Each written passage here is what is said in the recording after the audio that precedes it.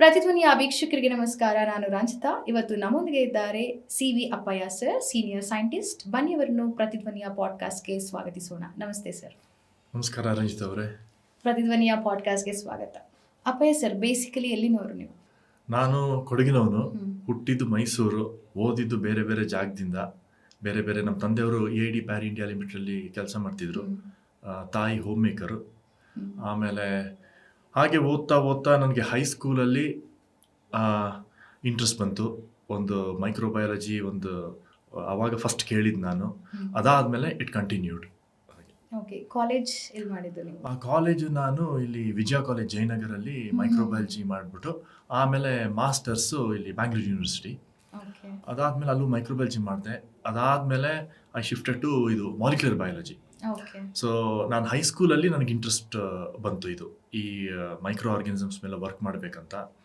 ಅದಾದಮೇಲೆ ನಾನು ಇವಾಗ ಗಂಗಾಜನಲ್ಲಿ ಸೀನಿಯರ್ ಸೈಂಟಿಸ್ಟ್ ಆಗಿ ಇಟ್ ಇಸ್ ಬಿನ್ ಇವಾಗ 22 ವರ್ಷ ಆಯಿತು. And we are working on a very very important field in important area ಹೇಳ್ಬೋದು, called therapy for bacterial infections. Okay. Scientist ಆಗಬೇಕು ಅಂತ ಮುಂಚೆಯಿಂದನೂ ಇತ್ತಾ ನಿಮಗೆ? ಅದೇ ಹೈಸ್ಕೂಲಲ್ಲಿ ಇತ್ತು. ನಮ್ಮ ಫ್ರೆಂಡ್ ಒಬ್ರು ಡಾಕ್ಟ್ರ್ ಅವರು ಬಂದ್ಬಿಟ್ಟು ಒಂದು ಚಾರ್ಟ್ ಮಾಡಿಕೊಟ್ಟಿದ್ರು ಬ್ಯಾಕ್ಟೀರಿಯಲ್ ಇನ್ಫೆಕ್ಷನ್ಸು, ಅದರದ್ದು ಡಿಸೀಸಸ್ಸು. ಅವಾಗೇನಾಯಿತು, ನನಗೆ ಭಾಳ ಇಂಟ್ರೆಸ್ಟ್ ಬಂತು. ಅದಾದಮೇಲೆ ನಾನು ಕಾಲೇಜಲ್ಲಿರುವಾಗ, ವಿಜಯ ಕಾಲೇಜಲ್ಲಿರುವಾಗ ಅವಾಗ ಈ HIV ಏಡ್ಸ್ ಭಾಳ ಇಟ್ ವಾಸ್ ವೆರಿ ಪ್ರಾಮಿನೆಂಟ್. ಆವಾಗ ಅದ್ರ ಮೇಲೆ ಸುಮಾರು ಓದ್ತಾ ಇದ್ದೆ ನಾನು.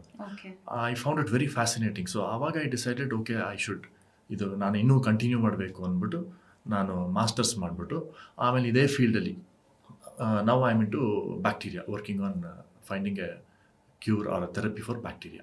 ಬೇಸಿಕಲಿ MSc ಮಾಡಿದವರೆಲ್ಲ ಫಾರ್ಮಸಿ ಚೂಸ್ ಮಾಡ್ತಾರೆ, ಇಲ್ಲಾಂದರೆ ಬೇರೆ ಸೆಗ್ಮೆಂಟಿಗೆ ಹೋಗ್ತಾರೆ. ಸೈಂಟಿಸ್ಟ್ ಅನ್ನೋ ಯೋಚನೆ ತುಂಬ ಕಮ್ಮಿ ಬರುತ್ತೆ. ಬಿಕಾಸ್ ಸೈಂಟಿಸ್ಟ್ ಅಂದ ತಕ್ಷಣ ತಲೆ ಜಾಸ್ತಿ ಬೇಕು, ಓದಬೇಕು, ತಲೆ ಉಪಯೋಗಿಸ್ಬೇಕು ಅನ್ನೋ ಒಂದು ಕಾನ್ಸೆಪ್ಟೇ ಜಾಸ್ತಿ. ಸೊ ಚಿಕ್ಕ ವಯಸ್ಸಿಂದನೂ ಸೈಂಟಿಸ್ಟ್ ಆಗಬೇಕು ಅಂತ ಇರಲಿಲ್ಲ. ಸೊ ನೀವು after your 8th you got your interest towards this.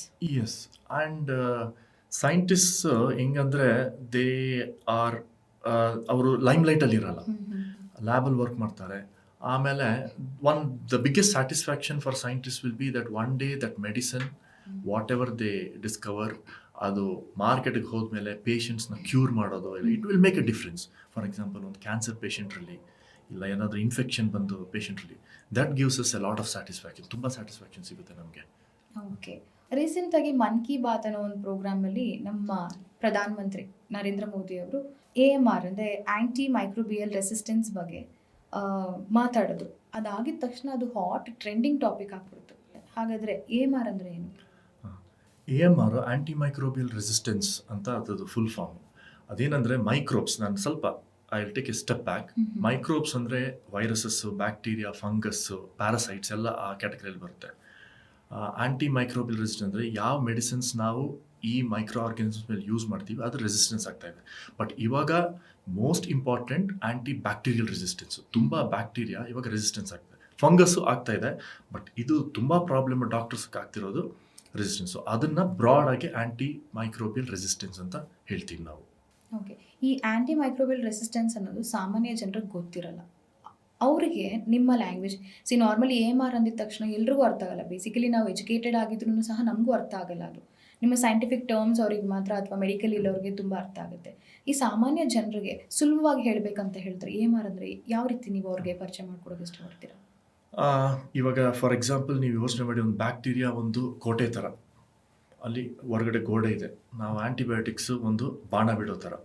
So ಏನಾಗುತ್ತೆ, ನಾವು ಯಾವಾಗ ಮಿಸ್ಯೂಸ್ ಮಾಡ್ತೀವಿ ಆ್ಯಂಟಿಬಯೋಟಿಕ್ಸು, ಒಂದು ಕೋರ್ಸ್ ಕಂಪ್ಲೀಟ್ ಮಾಡಲ್ಲ, ಇಲ್ಲ ಈ ಡಾಕ್ಟರ್ಸ್ ಹತ್ರ ಹೋದರೆ ನಾವೇ ಸೆಲ್ಫ್ ಮೆಡಿಕೇಶನ್ ಮಾಡ್ಕೊಳ್ಳೋದು.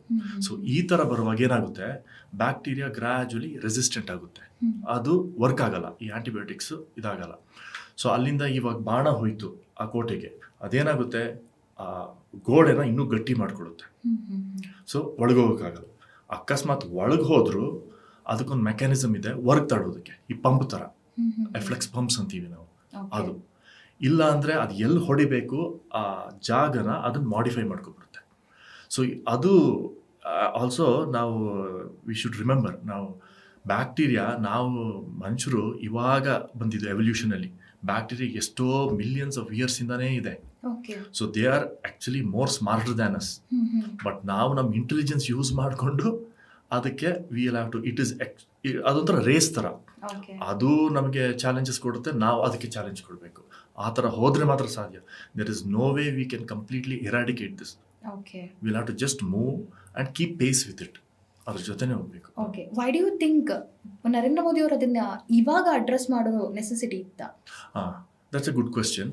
ಅದು ಯಾಕಂದರೆ ನವಂಬರ್ 2025 ಇದು AMR ಪ್ರಾಬ್ಲಮ್ಮು ಒಂದು 10-15 ಇಯರ್ಸಿಂದ ಸ್ವಲ್ಪ ಪ್ರಾಮಿನೆನ್ಸ್ ಬಂದಿದೆ. ಅದಾದಮೇಲೆ ಆಫ್ ಲೇಟ್ ಏನಾಗಿದೆ ಅಂದರೆ ಈ WHO ಎಲ್ಲ AMRನ top 10 global threat for mankind okay. ಅಂತ ಇಟ್ ಇಸ್ ಪ್ಲೇಸ್ಡ್ 5th ಓ. ಅಕಾರ್ಡಿಂಗ್ ಟು ದ WHO 2019 ಇದರಲ್ಲಿ. ಸೊ ಅದಕ್ಕೆ ಇವಾಗ ಇಂಡಿಯಾ ತುಂಬ ಪ್ರೊಆಕ್ಟಿವ್ ಆಗಿಬಿಟ್ಟು ಓಕೆ. ಅವರು national action plan for AMR 2 ಅಂತ ನವಂಬರ್ 2025 ರಿಲೀಸ್ ಮಾಡಿದ್ರು. ಅದರಲ್ಲಿ ತುಂಬ ಇದೆ. ಪ್ರಿವೆನ್ಷನ್ ಹೆಂಗೆ ಮಾಡೋದು, ಹೆಂಗೆ ರೆಗ್ಯುಲೇಟ್ ಮಾಡೋದು. ಫಾರ್ ಎಕ್ಸಾಂಪಲ್ ಇವಾಗ ಫಾರ್ಮಸಿಗೆ ವಿತೌಟ್ ಪ್ರಿಸ್ಕ್ರಿಪ್ಷನ್ ಕೊಡಬೇಕಾ, ಅವೇರ್ನೆಸ್ ಕ್ರಿಯೇಟ್ ಮಾಡೋದು ಪ್ರೈಮರಿ ಹೆಲ್ತ್ ಕೇರ್ ಸೆಂಟರ್ಸು ಮತ್ತು ಎಜುಕೇಷನಲ್ ಇನ್ಸ್ಟಿಟ್ಯೂಷನ್ಸು ಅಲ್ಲೆಲ್ಲ. So it is a elaborate plan. So Okay. ಅದನ್ನು ಇನ್ನೊಂದು Indian council of medical research ಅಂತ ಅಲ್ಲಿ ಡೆಲ್ಲಿಯಲ್ಲಿದೆ. ಅವರು ಒಂದು ಸ್ಟಡಿ ಮಾಡುವಾಗ ಅದ್ರ ಪ್ರಕಾರ 83% ಇಂಡಿಯನ್ಸು ಆ್ಯಂಟಿಬಯೋಟಿಕ್ ರೆಸಿಸ್ಟೆಂಟ್ ಬ್ಯಾಕ್ಟೀರಿಯಾ ಇದೆ. ಓಕೆ. ಸೊ ನನಗೂ ಇರ್ಬೋದು, ನಿಮಗೂ ಇರ್ಬೋದು. So we are all reservoirs of antibiotic resistant bacteria. So ಇದು ಅಷ್ಟು ಸೀರಿಯಸ್ ಆಗಿದ್ದಕ್ಕೆ ಅವರು ಸರಿ ಇವಾಗ ಇಟ್ ಇಸ್ ಹೈ ಟೈಮ್ ನಾವು ಇದನ್ನು ಈ ಇಶ್ಯೂನ ಅಡ್ರೆಸ್ ಮಾಡಬೇಕಂತ ಅವರು ಹಿ ಬ್ರಾಟ್ ದಿಸ್ ಔಟ್. ಓಕೆ. ಇದಕ್ಕೆ ಆಂಟಿಬಯೋಟಿಕ್ಸ್ ಸೊಲ್ಯೂಷನ್ಸ್ ಅಲ್ವಾ? ಮುಂಚೆ 10-15 ವರ್ಷಗಳಿಂದ ಮುಂಚೆ ಆಂಟಿಬಯೋಟಿಕ್ಸ್ ಅನ್ನೋ ಕಾನ್ಸೆಪ್ಟ್ ಇತ್ತ? ಆಂಟಿಬಯೋಟಿಕ್ಸು 1929 ಅಲೆಕ್ಸಾಂಡರ್ ಫ್ಲೆಮಿಂಗ್ ಅವರು ಡಿಸ್ಕವರ್ ಮಾಡಿದ್ದು ಫಸ್ಟ್ ಆಂಟಿಬಯೋಟಿಕ್. ಅದಾದಮೇಲೆ 60-70 ಇತ್ತು.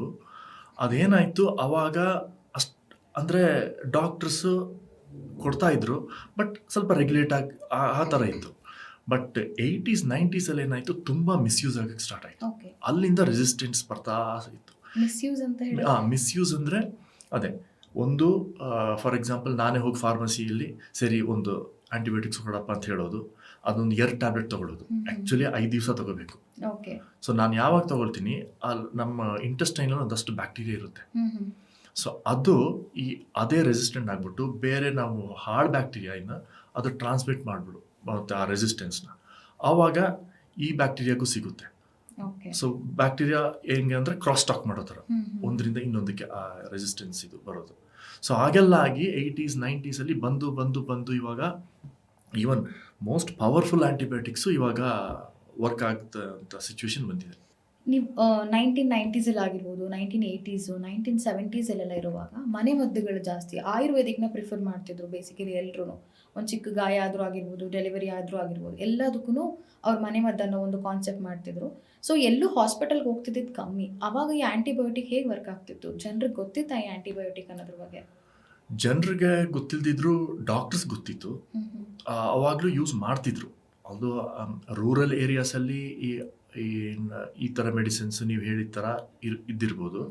ಬಟ್ ಮೇನ್ ಸ್ಟ್ರೀಮ್ ಮೆಡಿಸಿನಲ್ಲಿ ಇದ್ದೇ ಇತ್ತು. ಸೊ ಈವನ್ ನಾನು 80s ನಾನು ಆ್ಯಂಟಿಬಯೋಟಿಕ್ಸ್ ತೊಗೊಂಡಿದ್ದೀನಿ. ನಾನು 1980s. ಸೊ ಆ ಥರ ಆ್ಯಂಟಿಬಯೋಟಿಕ್ಸ್ ಇತ್ತು, but it was not in the main stream ಇದು. ಓಕೆ. ನಾವು ಅವಾಗಿಂದ್ರ ಬಗ್ಗೆ ಮಾತಾಡೋದು. ಇವಾಗ ಜನ್ರೇಷನ್ ಟ್ರೆಂಡಿಂಗ್ ಇದೆ and everyone news about medical things, ಆಯಿತಾ? ಸೊ ಇವಾಗ ಆ್ಯಂಟಿಬಯೋಟಿಕ್ ತೊಗೊಂಡ್ರೂ ಸಹ ಕೆಲವೊಂದು ಇನ್ಫೆಕ್ಷನ್ಸ್ಗಳಾಗಿರ್ಬೋದು ಯಾವುದು ಕಮ್ಮಿ ಆಗ್ತಿಲ್ಲ. ರೀಸನ್ಸ್ ಏನಿರ್ಬೋದು? ಅದೇ again it is back to this misuse. ಯಾಕಂದರೆ ಆ ಡಾಕ್ಟರ್ಸ್ ನಾವು ಸಿಂಪಲ್ ಎರಡೇ ನಾವು ಮಾಡಬೇಕಾಗಿರೋದು. ಒಂದು, ನಾವು ಸೆಲ್ಫ್ ಮೆಡಿಕೇಟ್ ಮಾಡಬಾರ್ದು. ಎರಡನೇದು ಆ ಕಂಪ್ಲೀಟ್ ಕೋರ್ಸ್ ಕಂಪ್ಲೀಟ್ ಮಾಡಬೇಕು. ಇದೇನಾಗುತ್ತೆ ಅಂದರೆ ಸ್ವಲ್ಪ ಇವಾಗ 2 ಟ್ಯಾಬ್ಲೆಟ್ ತೊಗೊಂಡೆ, ಇವಾಗ 5 ದಿವಸ ಕೊಟ್ಟರೆ 2 ಟ್ಯಾಬ್ಲೆಟ್ ತೊಗೊಂಡ್ರೆ ಅದು ಲೋ ಡೋಸಲ್ಲಿ ಹೋಗ್ಬಿಟ್ಟು ಆ ಬ್ಯಾಕ್ಟೀರಿಯಾ ರೆಸಿಸ್ಟೆನ್ಸ್ ಡೆವಲಪ್ ಆಗುತ್ತೆ. ಸೊ ಆವಾಗ ಏನಾಗುತ್ತೆ, ಅದು ಸ್ಪ್ರೆಡ್ ಆಗುತ್ತೆ. ಇನ್ನೊಂದು ಪ್ರಾಬ್ಲಮ್ ಇದೆ ಇಲ್ಲಿ. ನೀವು ಈ ಕ್ವಶನ್ ಕೇಳಿದ್ರೆ I will take it a little further. ಇವಾಗ ಫಾರ್ ಎಕ್ಸಾಂಪಲ್ ಪೌಲ್ಟ್ರಿಯಲ್ಲಿ ಆ್ಯಂಟಿಬಯೋಟಿಕ್ಸನ್ನ ಗ್ರೋತ್ ಪ್ರಮೋಟರ್ಸ್ ಆಗಿ ಕೊಡ್ತಾ ಇದ್ದಾರೆ. ಆಯಿತಾ? ಗ್ರೋತ್ ಪ್ರಮೋಟರ್ಸ್ ಅಂದರೆ ಟು ಇನ್ಕ್ರೀಸ್ ದೇರ್ ಸೈಜ್, ಸ್ವಲ್ಪ ದೊಡ್ಡದಾಗಲಿ ಈ ಪೌಲ್ಟ್ರಿ ಇದು ಚಿಕನ್ಸ್ ಎಲ್ಲ. ಓಕೆ. ಸೊ ಚೆನ್ನಾಗಿ ಬೆಳೀಲಿ ಅಂತ. ಸೊ ಆ ಥರ ನೋಡಿ, ಅಲ್ಲೂ ಆ್ಯಂಟಿಬಯೋಟಿಕ್ಸ್ ಯೂಸ್ ಆಯಿತಾ? ಆಮೇಲೆ ಮಿಸ್ಯೂಸ್ ಮಾಡ್ತಿದ್ದಾರೆ ಅಂತ ಹೇಳಕ್ ಇಷ್ಟಪಡ್ತೀನಿ. Exactly misuse. ಇದನ್ನು ನಾನು ಸ್ವಲ್ಪ ಮುಂದೆ ತೊಗೊಂಡು ಹೋಗ್ತೀನಿ. ಇನ್ನೊಂದು ಏರಿಯಾ ಏನಂದರೆ ಈ ಅಗ್ರಿಕಲ್ಚರು, ಕೃಷಿ, ಇದರಲ್ಲಿ ಅದರಲ್ಲೂ ಯೂಸ್ ಆಗುತ್ತೆ ಆ್ಯಂಟಿಬಯೋಟಿಕ್ಸು. ಆಮೇಲೆ ಈ ಕೋಳಿ ಫಾರ್ಮಲ್ಲಿ ಅದನ್ನು ಸ್ವಲ್ಪ ದಪ್ಪ ಮಾಡಿ ಇನ್ನೂ ಜಾಸ್ತಿ ಮಾಂಸ ಬರಲಿ ಅಂತ ಅದಕ್ಕೂ ಆ್ಯಂಟಿಬಯೋಟಿಕ್ಸ್ ಕೊಡ್ತಾರೆ. ಸೊ ಅದೆಲ್ಲ ಏನಾಗುತ್ತೆ, ಅದು ನೀರಿಗೆ ಹೋಗುತ್ತೆ, ಆಮೇಲೆ ಮಣ್ಣಿಗೆ ಹೋಗುತ್ತೆ. ಸೊ ಅಲ್ಲಿಂದನೂ ಸೊ ಎಲ್ಲ ಕಡೆಯಲ್ಲೂ ಇವಾಗ ಸೋರ್ಸ್ ಇದೆ, ಬರೀ ನಾವು ಮನುಷ್ಯರಂತಲ್ಲ. ಸೊ ಅದಕ್ಕೆ ಅವರು ನ್ಯಾಷನಲ್ ಆ್ಯಕ್ಷನ್ ಪ್ಲ್ಯಾನಲ್ಲಿ ಒನ್ ಹೆಲ್ತ್ ಅಂತ ಹಾಕಿದ್ದಾರೆ ನೋಡಿ. ಪ್ರಾಣಿಗಳು ಮತ್ತು ಕೃಷಿ ಮತ್ತು ನಾವು ಮನುಷ್ಯರು ಎಲ್ಲ ಸೇರಿ ಎಲ್ಲ ದೇಶಗಳು, ಬರೀ ನಮ್ಮ ಭಾರತ ಇದು ಮಾಡಿದ್ರೆ ಮಾತ್ರ ಸಾಲದಿದು, ಇದು ಕಂಪ್ಲೀಟ್ ಎಲ್ಲ ದೇಶಗಳು ವರ್ಕ್ ಮಾಡಿದ್ರೆ ಮಾತ್ರ ಇದು ಸಾಧ್ಯ.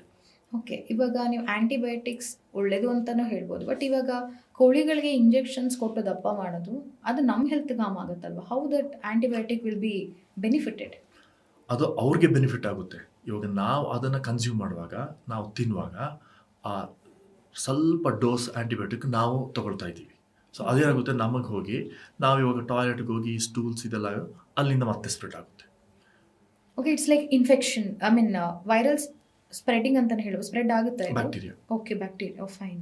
ಇವಾಗ ಒಂದ್ಸತಿ ಎನ್ವೈರನ್ಮೆಂಟ್ಗೆ ಹೋದ್ಮೇಲೆ ವಿ ಹ್ಯಾವ್ ನೋ ಕಂಟ್ರೋಲ್ ಅದ್ರ ಬಗ್ಗೆ.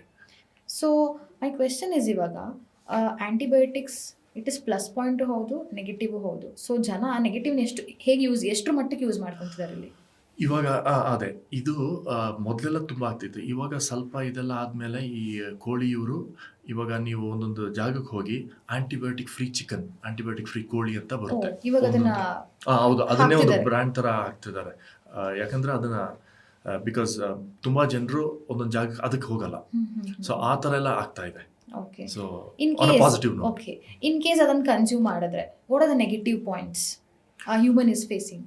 ನೆಗೆಟಿವ್ ಪಾಯಿಂಟ್ಸ್ ಒಂದು ಸ್ವಲ್ಪ ಸ್ವಲ್ಪ ಅಮೌಂಟ್ ಆಫ್ ಆ್ಯಂಟಿಬಯೋಟಿಕ್ ನಾವು ಅದ್ರ ಜೊತೆ ಹೋಗುತ್ತಲ್ವಾ. ಓಕೆ, ಸೊ ಆವಾಗ ಒಳಗಡೆ ನಮ್ಮ ಬ್ಯಾಕ್ಟೀರಿಯಾ ಇರೋದು ಇದು ಅದು ರೆಸಿಸ್ಟೆನ್ಸ್ ಆದರೆ ಅದು ಮತ್ತೆ ಎನ್ವೈರನ್ಮೆಂಟಿಗೆ ಸ್ಪ್ರೆಡ್ ಆಗುತ್ತೆ. ಸೊ ಹಾಗೆ ಆಂಟಿಬಯೋಟಿಕ್ನ ಸೈಲೆಂಟ್ ಪ್ಯಾಂಡಮಿಕ್ ಅಂತ ಕರೀತಾರೆ, ನಿಜನಾ? ಅದು ಯಾಕೆ, ಫಾರ್ ಎಕ್ಸಾಂಪಲ್ ಇವಾಗ ಕೋವಿಡ್, ನಾವು ಆವಾಗಲೇ ಫಸ್ಟ್ ಪ್ಯಾಂಡಮಿಕ್ ಅಂತ ಒಂದು ಟರ್ಮ್ ನಾವು ಕೇಳಿದ್ದು ಕೋವಿಡ್ ಬರುವಾಗ. ಈ ವೈರಸಸ್ ಏನಾಗುತ್ತೆ, ಈ ಫ್ಲೂ, ಕೋವಿಡ್ ಎಲ್ಲ ಒಂದೇ ಸತಿ ಬಂದು ಒಂದಷ್ಟು ಜನರನ್ನು ಸಾಯಿಸ್ಬಿಟ್ಟು ಹೋಗ್ಬಿಡುತ್ತೆ. ಇದೇನಾಗ್ತಿದೆ, ಒಂದು ರೇಟಲ್ಲೇ ಸಾಯಿಸ್ತಾ ಇದೆ. So it is silent. ಇವಾಗ ನೋಡಿ, ನಾವು ಯಾರು ಆ ಥರ ಕೇಳ್ತಾನೆ ಇಲ್ಲ ಈ ಬ್ಯಾಕ್ಟೀರಿಯಾ ಇನ್ಫೆಕ್ಷನ್. ಇವಾಗ ಈ AMR ಅಲ್ಲಿ ಇವಾಗ ಬರುವಾಗ ಸ್ವಲ್ಪ ಪ್ರಾಮಿನೆನ್ಸ್ಗೆ ಬಂದಿದೆ, ಇಲ್ಲಾಂದರೆ ಗೊತ್ತಿರಲಿಲ್ಲ. ಬಟ್ ಆ್ಯಕ್ಚುಲಿ ಎಷ್ಟೋ ಲಕ್ಷಗಳು ಜನರು ಸಾಯ್ತಾ ಇದ್ದಾರೆ. ಈ ICU ಅಲ್ಲಾಗಲಿ ಡಾಕ್ಟರ್ಸು ತುಂಬ ಕಷ್ಟಪಡ್ತಿದ್ದಾರೆ ಈ ಆ್ಯಂಟಿಬಯೋಟಿಕ್ಸ್ ರೆಸಿಸ್ಟೆನ್ಸ್ ಆಗಿ ಪೇಷಂಟ್ಸ್ ಟ್ರೀಟ್ ಮಾಡೋದಕ್ಕೆ. ಇನ್ನೊಂದು ಇಂಪಾರ್ಟೆಂಟ್ ಪಾಯಿಂಟ್ ಅಂದರೆ, ಬರೀ ನಮ್ಮಂಥವ್ರಲ್ಲ. ಇವಾಗ ಫಾರ್ ಎಕ್ಸಾಂಪಲ್ ಆ್ಯಂಟಿಬಯೋಟಿಕ್ಸ್ ಬೇಕಾಗಿರೋದು ಕ್ಯಾನ್ಸರ್ ಪೇಷಂಟ್ಸು, ಅವ್ರಿಗೆ ಇನ್ಫೆಕ್ಷನ್ ಆಗುತ್ತೆ. ಆಮೇಲೆ ಸರ್ಜರಿ ಟೈಮಲ್ಲೂ ಬೇಕು. ಸೊ ನಾವು ಇವಾಗ ಎಲ್ಲದಕ್ಕೂ ಮಿಸ್ಯೂಸ್ ಮಾಡ್ಕೊಂಡು ಹೋದರೆ, ನಾಳೆ ನಾನು ಡಾಕ್ಟ್ರ್ ಹತ್ರ ಹೋದರೆ ಅವ್ರು ಹೇಳ್ತಾರೆ, ನೋಡಪ್ಪ 1-2 ಆ್ಯಂಟಿಬಯೋಟಿಕ್ ಇದೆ, ಅದಾದಮೇಲೆ ಅದು ನಿನ್ನ ಹಣೆ ಬಾರ ಅಂತ. ಆ ಸಿಚುವೇಶನ್ ಬರಬಾರ್ದು. ಅದಕ್ಕೆ ಇವಾಗ ಈ ಥರ ಎಲ್ಲ ಎಫರ್ಟ್ ಮಾಡಿ ಇದು ಮಾಡ್ತಿರೋದು. ಆಂಟಿಬಯೋಟಿಕ್ಸ್ ಲೈಫ್ ಲೈನ್ ಇದ್ದಂಗ ಈ ಒಂದು ಪೀರಿಯಡಿಗೆ ಮಾತ್ರ ಅನ್ನೋ ಥರ ಸೀಮಿತ ಅನ್ನೋದು? ಅದು ವೆರಿ ಇಂಪಾರ್ಟೆಂಟ್ ಕ್ವಶನು. ಇವಾಗ ನಾವೇನು ಮಾಡ್ತೀವಿ, ಈ ಕೋಲ್ಡು ಕಾಫ್ ಆಗುವಾಗ ನಾವು ಫಸ್ಟ್ ಡಾಕ್ಟರ್ ಹತ್ರ ಹೋಗ್ತೀವಿ. ಮೋಸ್ಟ್ ಆಫ್ ಇದು ಕೋಲ್ಡು ಕಾಫು ವೈರಲ್ ಇನ್ಫೆಕ್ಷನ್ ಅಂತ ಬರುತ್ತೆ, ವೈರಸಸ್ಸಿಂದ. 3 to 5 ಡೇಸಲ್ಲಿ ಕ್ಯೂರ್ ಆಗುತ್ತದು. ನಾರ್ಮಲಿ ನಾವು ಜಸ್ಟ್ ಡೋಲೋ ತೊಗೊಂಡು ಸ್ವಲ್ಪ ರೆಸ್ಟು, ಸ್ವಲ್ಪ ಒಳ್ಳೆ ಆಹಾರ ಎಲ್ಲ, ಬಿಸಿ ಬಿಸಿ ಆಹಾರ ಎಲ್ಲ ತೊಗೊಂಡ್ರೆ ಹೋಗುತ್ತೆ. ಇದೇನಾಗುತ್ತೆ, ನಾವು ಹೋಗಿ ಆ್ಯಂಟಿಬಯೋಟಿಕ್ಸ್ ವೈರಸಸ್ ಮೇಲೆ ವರ್ಕ್ ಆಗಲ್ಲ. ಅದು ವೆರಿ ವೆರಿ ಇಂಪಾರ್ಟೆಂಟ್, ಜನರಿಗೆ ಗೊತ್ತಾಗಬೇಕು.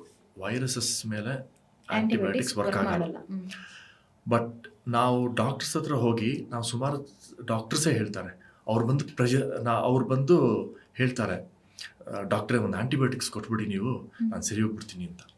ಸೊ ಒಂದೊಂದ್ಸರಿ ಡಾಕ್ಟ್ರು ಪ್ರೆಷರಿಂದ ಕೊಡೋ ಇದು ಬರುತ್ತೆ, ಇಲ್ಲ ಅಂದರೆ ಅವ್ರು ಫಾರ್ಮಸಿಗೆ ಹೋಗ್ಬಿಟ್ಟು ತೊಗೊಳ್ತಾರೆ. ಸೊ ಓನ್ಲಿ ಬ್ಯಾಕ್ಟೀರಿಯಲ್ ಇನ್ಫೆಕ್ಷನ್ಸಿಗೆ ಸಾಕು. ನನಗೂ ಸುಮಾರು ಸತಿ ಬರುವಾಗ ನಾನೊಂದು 3 to ಅಂದರೆ ನಮಗೆ ಸ್ವಲ್ಪ ತಾಳ್ಮೆ ಬೇಕು, ಪೇಷನ್ಸ್ ಬೇಕು. ನಾವೇನು ಮಾಡ್ತೀವಿ, ಒಂದು ದಿವಸದಲ್ಲೇ ನಾನು ಕಾಲೇಜಿಗೆ ಹೋಗಬೇಕು, ಕೆಲ್ಸಕ್ಕೆ ಹೋಗಬೇಕು ಅಂತ ಬೇಕು ಎಲ್ಲ ಬೇಕು ನಮಗೆ ಇಮಿಡಿಯೇಟ್. ಇವಾಗೆಲ್ಲ ಕ್ವಿಕ್ಸ್ ಅಲ್ವಾ. ಸೊ ಒಂದು 3 to 5 ಡೇಸ್ ಇದು ನೋಡ್ಬಿಟ್ಟು, but at the same time ಸ್ವಲ್ಪ ಹೈ ರಿಸ್ಕ್ ಗ್ರೂಪ್ ಇದ್ದಾರೆ ಈ Okay. ಆಸ್ತಮಾ ಪೇಷಂಟ್ಸು ಹ್ಮ್. ಆ ಥರ ಇರೋರಿಗೆ ಡಾಕ್ಟ್ರು ಹೋದ ತಕ್ಷಣ ಅವ್ರು ಬೇಕಾದ್ರೆ ಇಮಿಡಿಯೇಟ್ ಸ್ಟಾರ್ಟ್ ಮಾಡ್ತಾರೆ ಆಂಟಿಬಯೋಟಿಕ್ಸ್. ಆಂಟಿಬಯೋಟಿಕ್ಸ್. ಬಟ್ ನಾರ್ಮಲ್ ಇವ್ರಿಗೆ ಡಾಕ್ಟರ್ಸು ನಮ್ಗೆ ಚೆಕ್ ಮಾಡಿಬಿಟ್ಟು ನಮ್ಮ ಚೆಸ್ಟ್ ಇದೆಲ್ಲ ನೋಡ್ಬಿಟ್ಟು ಯಾವ ಯಾವ ಆಂಟಿಬಯೋಟಿಕ್ ಕೊಡಬೇಕು, ಎಷ್ಟು ದಿವಸ ಕೊಡಬೇಕು ಅವ್ರು ಡಿಸೈಡ್ ಮಾಡಲಿ, ನಾವು ಡಿಸೈಡ್ ಮಾಡೋದು ಬೇಡ. ಆಮೇಲೆ ನಮ್ಮ ಕೆಲಸ ಏನು, ಅವ್ರು ಕೊಟ್ಟಿದ್ದನ್ನು ತಂದ್ಬಿಟ್ಟು ಟೈಮಲ್ಲಿ ತೊಗೋಬೇಕು, ಆ ಕೋರ್ಸ್ ಕಂಪ್ಲೀಟ್ ಮಾಡಬೇಕು. ಓಕೆ. ಈಗ ಲೆಟ್ಸ್ ಟೇಕ್ ಎನ್ ಎಕ್ಸಾಂಪಲ್. ನಾವೇ ಇವಾಗ ಏನೋ ಕೋಲ್ಡ್ ಬಂತು ಅಂತ ಹೇಳಿ we don't even consult doctor. ನಾವು ಡಾಕ್ಟರ್ ಹತ್ರ ಕನ್ಸಲ್ಟ್ ಮಾಡಲ್ಲ, ಇಮಿಡಿಯೇಟ್ ಆಗಿ ಹೋಗ್ತೀವಿ. ಡೋಲೋ 650 ಆಗಿರ್ಬೋದು, ಸೆಟ್ರಸಿನ್ಫ್ಲಿಸ್ ಆಗಿರ್ಬೋದು, ಮಾಂಟೆಕೆಲ್ಸಿ ಇದನ್ನು ಕೊಡಿ ಅಂತ ಹೇಳ್ತೀವಿ. ಸೊ ವಿತೌಟ್ ಡಾಕ್ಟರ್ ಪ್ರಿಸ್ಕ್ರಿಪ್ಷನ್ಸ್ ನಾವೇ ತೊಗೊಬೋದು ಅಂತ ಹೇಳಿದ್ರೆ, so is it good or bad? ಇದು ಈ ಡೋಲೋ 650 ಸಿಟ್ರಜಿನೆಲ್ಲ ಅದು ಆ್ಯಂಟಿ ಹಿಸ್ಟಮೀನು, ಪ್ಯಾರಾಸೆಟಮಲ್. ಸೊ ಅದು ಇವಾಗ ನಮಗೆ ಏನಾದರೂ ಬಾಡಿ ಪೇನ್ ಇದ್ದರೆ ಅದು okay. Anything in excess is bad. Even Dolo 650 ತುಂಬ ತೊಗೊಂಡ್ರು ಲಿವರ್ಗೆ ಎಫೆಕ್ಟ್ ಆಗುತ್ತೆ. But it is okay. But antibiotics is a completely different class. ಅದು ಬೇರೆ ಬೇರೆ ಟೈಪ್. ಅದು ಸೊ ಡಾಕ್ಟರ್ ಪ್ರಿಸ್ಕ್ರಿಪ್ಷನ್ ತೊಗೊಂಡೇ ನಾವು ಆಂಟಿಬಯೋಟಿಕ್ಸ್ನ ಪ್ರಿಫರ್ ಹೌದು ಮಾಡಬೇಕು. ಹೌದು, okay. That is very important. ನಾವೇ ಆಗಿ it is we must not, ನಾವು ತಗೊಳ್ಳೇಬಾರ್ದು ಆಂಟಿಬಯೋಟಿಕ್ಸ್. ಎಲ್ಲೋ 20% ಮೆಡಿಕಲ್ ಶಾಪಲ್ಲಿ ಮಾತ್ರ ಡಾಕ್ಟರ್ ಪ್ರಿಸ್ಕ್ರಿಪ್ಷನ್ಸ್ ಇದ್ರೆ ಮಾತ್ರ ಕೊಡ್ತೀವಿ ಅಂತ ಹೇಳ್ತಾರೆ. ಇನ್ನು ಮಿಕ್ಕಿದವರೆಲ್ಲ ಆಂಟಿಬಯೋಟಿಕ್ಸ್ ಕೊಡಿ ಅಂದರೆ ಕೊಡ್ತಾರೆ. So how fair it is? That is not okay.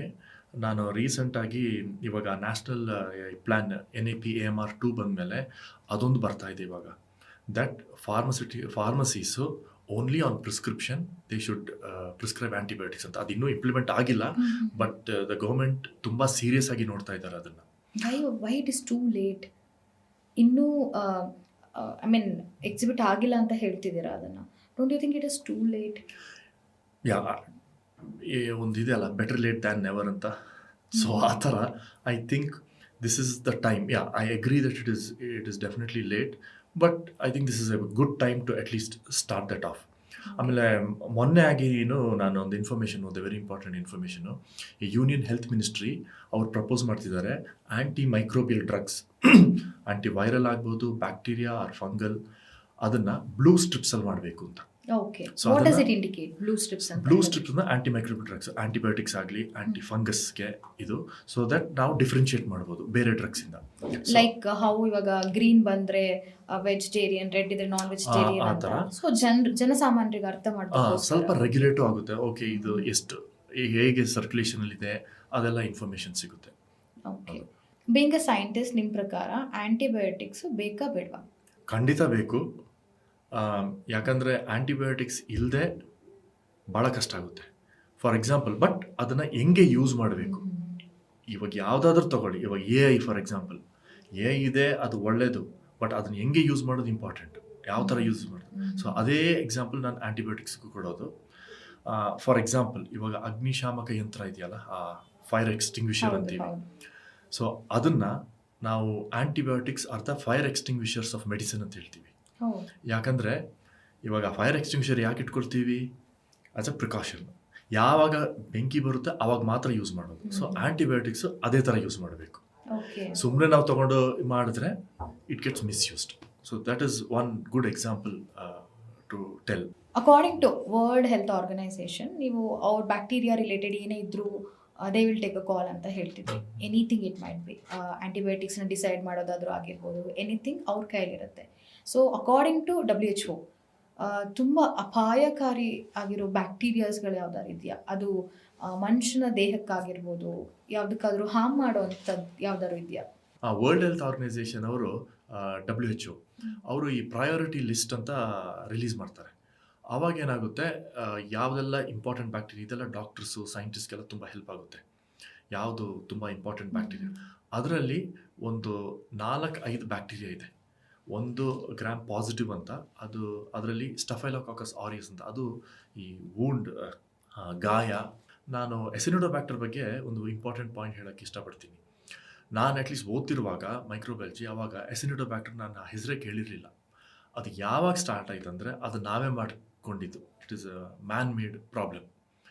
ಅದು US ಇರಾಕ್ಗೆ ಹೋಗಿ ಅಲ್ಲಿ ವಾರ್ ಆಗುವಾಗ ಇರಾಕಿಸ್ ಮಣ್ಣಿಂದ ಆ ಬ್ಯಾಕ್ಟೀರಿಯಾ ಅಮೆರಿಕನ್ ಸೋಲ್ಜರ್ಸ್ಗೆ ಆಗಿ ಅವರು ಅಮೆರಿಕ ಹೋದ್ಮೇಲೆ ಅಲ್ಲಿ ಹಾಸ್ಪಿಟಲ್ಸ್ ಎಲ್ಲ ಸ್ಪ್ರೆಡ್ ಆಗಿ ಇವಾಗ ವಿಶ್ವದಲ್ಲೆಲ್ಲ ಸ್ಪ್ರೆಡ್ ಆಗಿದೆ. ಸೊ ಅದನ್ನ ಒಂದೊಂದು ಸಾರಿ ತಮಾಷೆಗೆ ಇರಾಕಿ ಬ್ಯಾಕ್ಟರ್ ಅಂತಾನು ಹೇಳ್ತೀವಿ. ಓಕೆ. ಸೊ ಹಾಗೆ ಅದು ಬಂದಿರೋದು. ಅದೆಲ್ಲ ಒಂದು 50 ಅದು ಇತ್ತು. ಬಟ್ ನಾವೇ ಮಾಡ್ಕೊಂಡಿದ್ದ ಪ್ರಾಬ್ಲಮ್ ಇದು. ಈ ಥರ ಯುದ್ಧ ಅದು ಇದು ಮಾಡಿಕೊಂಡು.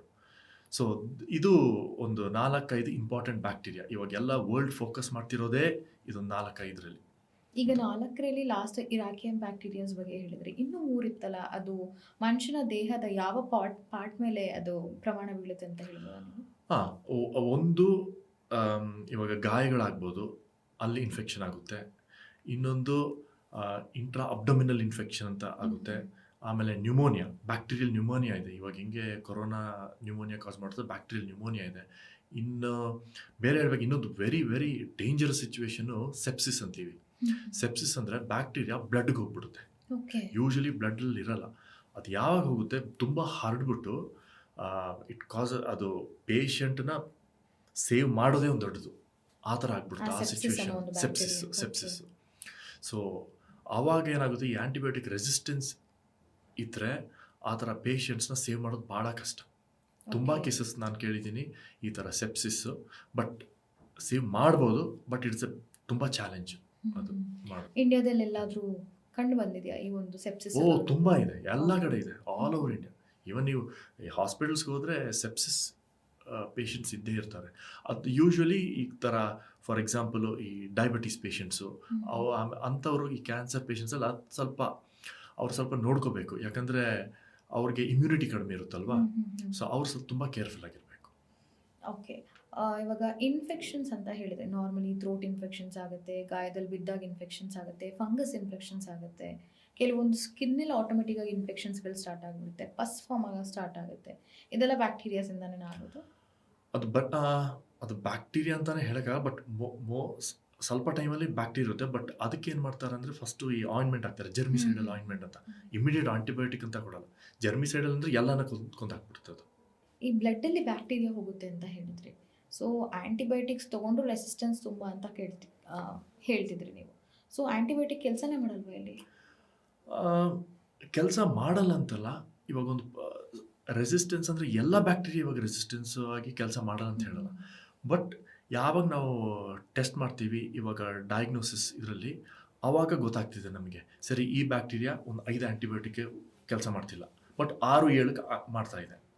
ಸೊ ಅವಾಗೇನು ಮಾಡ್ತಾರೆ ಡಾಕ್ಟರ್ಸು, ಅದು ಬಿಟ್ಟು ಇದನ್ನು ಕೊಡ್ತಾರೆ.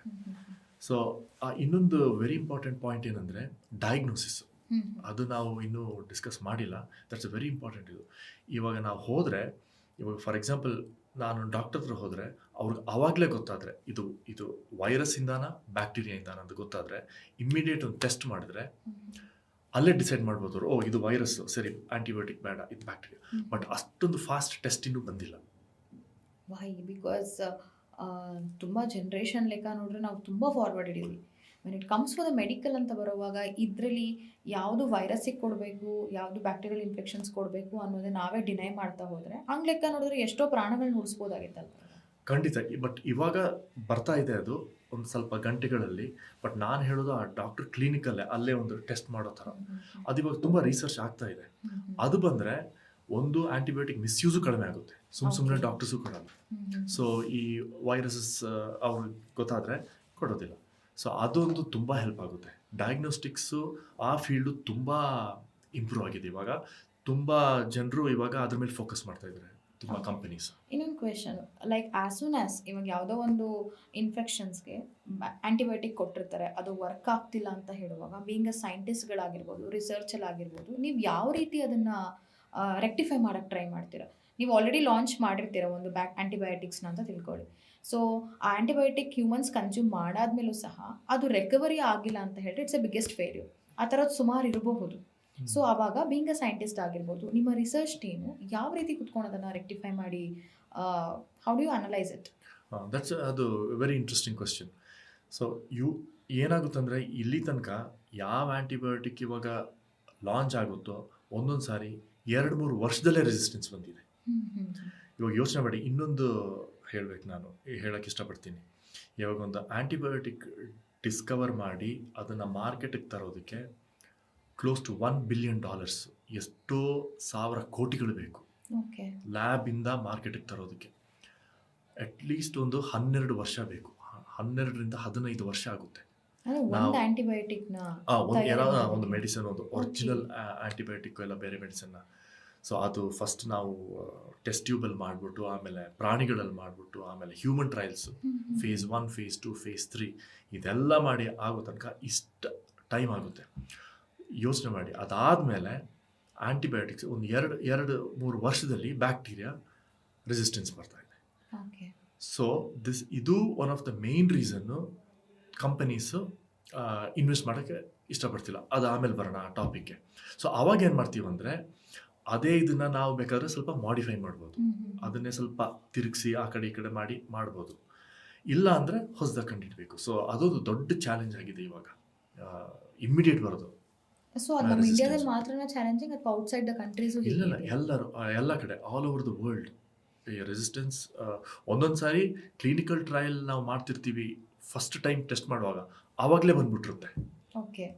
ಬಟ್ ನಾನು ಹೇಳೋದು ಎಲ್ಲ ಬ್ಯಾಕ್ಟೀರಿಯಾ ಅಲ್ಲ, ಬಟ್ ಲೆಟಸ್ ಒಂದು 20% 10% ಇರುತ್ತೆ, ಆಮೇಲೆ ಗ್ರ್ಯಾಜುಲಿ ಹರಡ್ಕೊಂಡು ಹೋಗುತ್ತೆ ಅದು. Okay. Is there any differentiation like ಒಳ್ಳೆ ಬ್ಯಾಕ್ಟೀರಿಯಾ ಕೆಟ್ಟ ಬ್ಯಾಕ್ಟೀರಿಯಾ ಅಂತ ಯಾವ್ದಾರು ಇದೆಯಾ? Good question. ತುಂಬ ಬ್ಯಾಕ್ಟೀರಿಯಾ ಒಳ್ಳೆ ಬ್ಯಾಕ್ಟೀರಿಯಾ. ಅದನ್ನ ಕನ್ಸ್ಯೂಮ್ ಮಾಡ್ತೀವಾ? ನಮ್ಮ ಹೊಟ್ಟೆ ಇಂಟೆಸ್ಟೈನ್ ಅಂತೀವಲ್ಲ, ಅದ್ರ ಒಳಗೇನೆ ಎಷ್ಟೋ ಮಿಲಿಯನ್ ಬ್ಯಾಕ್ಟೀರಿಯಾ ಒಳ್ಳೆ ಬ್ಯಾಕ್ಟೀರಿಯಾ ಇದೆ. ನಾವು ನಮ್ಮ ಇಮ್ಯೂನ್ ಸಿಸ್ಟಮ್ ಇಮ್ಯುನಿಟಿಯಿಂದ ಒಂದೊಂದು ಸಲ ಹೇಳ್ತಾರೆ even mood swings because of the bacteria in our intestine. ಅದಕ್ಕೆ Okay. ಗಟ್ ಬ್ಯಾಕ್ಟೀರಿಯಾ ಅಂತ ಹೇಳ್ತೀವಿ. GUT ಗಟ್ ಬ್ಯಾಕ್ಟೀರಿಯಾ ಅಂತ. ಸೊ ಅದು ತುಂಬ ನಮ್ಮ ಸುಮಾರು ಹೆಲ್ಪ್ ಆಗುತ್ತೆ ಅದಿರೋದ್ರಿಂದ. ಬಟ್ ಓನ್ಲಿ ಒಂದು ಚಿಕ್ಕ ಫ್ರಾಕ್ಷನ್ ಮಾತ್ರ ಕೆಟ್ಟ ಬ್ಯಾಕ್ಟೀರಿಯಾ ಇರೋದು. ಓಕೆ. ಬಟ್ ಬ್ಯಾಕ್ಟೀರಿಯಾ ಎಲ್ಲ ಕೆಟ್ಟದಂತ ಖಂಡಿತ ಹೇಳೋಕ್ಕಾಗಲ್ಲ. ಕೆಲವೊಂದು ಬ್ಯಾಕ್ಟೀರಿಯನ್ ಕನ್ಸ್ಯೂಮ್ ಮಾಡ್ತೀವಾ? ಫಾರ್ ಎಕ್ಸಾಂಪಲ್ ನೀವು ಪ್ರೋಬಯೋಟಿಕ್ ಅಂತ ಕೇಳಿರ್ಬೋದು. ಪ್ರೋಬಯೋಟಿಕ್, ಸೊ ಅದನ್ನು ತಗೊಂಡ್ರೆ ಅದೆಲ್ಲ ಇಟ್ ಇಸ್ ಗುಡ್ ಬ್ಯಾಕ್ಟೀರಿಯಾ.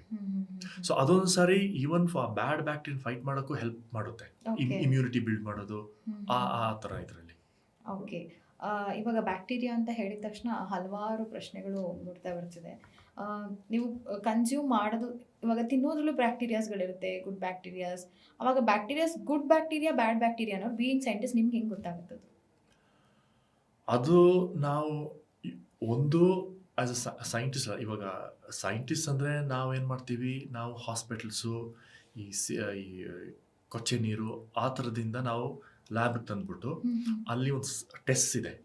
ಲ್ಯಾಬಲ್ಲಿ ಹೇಗೆ ತೊಗೊಂಡು ಬರ್ತೀರಾ ಸ್ಯಾಂಪಲ್ಸ್ನ, ಅಥವಾ ಆ ವಾಟರ್ ವಾಟರು Okay. ಸಾಯಿಲು ಆ ಥರ, ಅದೇ ಅಲ್ಲಿಂದ ಶುರು ಆಗುತ್ತದೆ. ಓಕೆ. ಓಕೆ. ಅಲ್ಲಿಂದ ಬಂದ್ಬಿಟ್ಟು ನಾವು ಲ್ಯಾಬೊರೇಟ್ರಿಯಲ್ಲಿ ನಾವು ಅದಕ್ಕೆ ತಿಂಡಿ ಆಹಾರ ಒಂದು ಪ್ಲೇಟಲ್ಲಿ ಹಾಕ್ಬಿಟ್ಟು ಅದನ್ನು ಬೆಳೆಸ್ಬಿಟ್ಟು ಅದಾದಮೇಲೆ ಟೆಸ್ಟ್ ಮಾಡ್ತೀವಿ.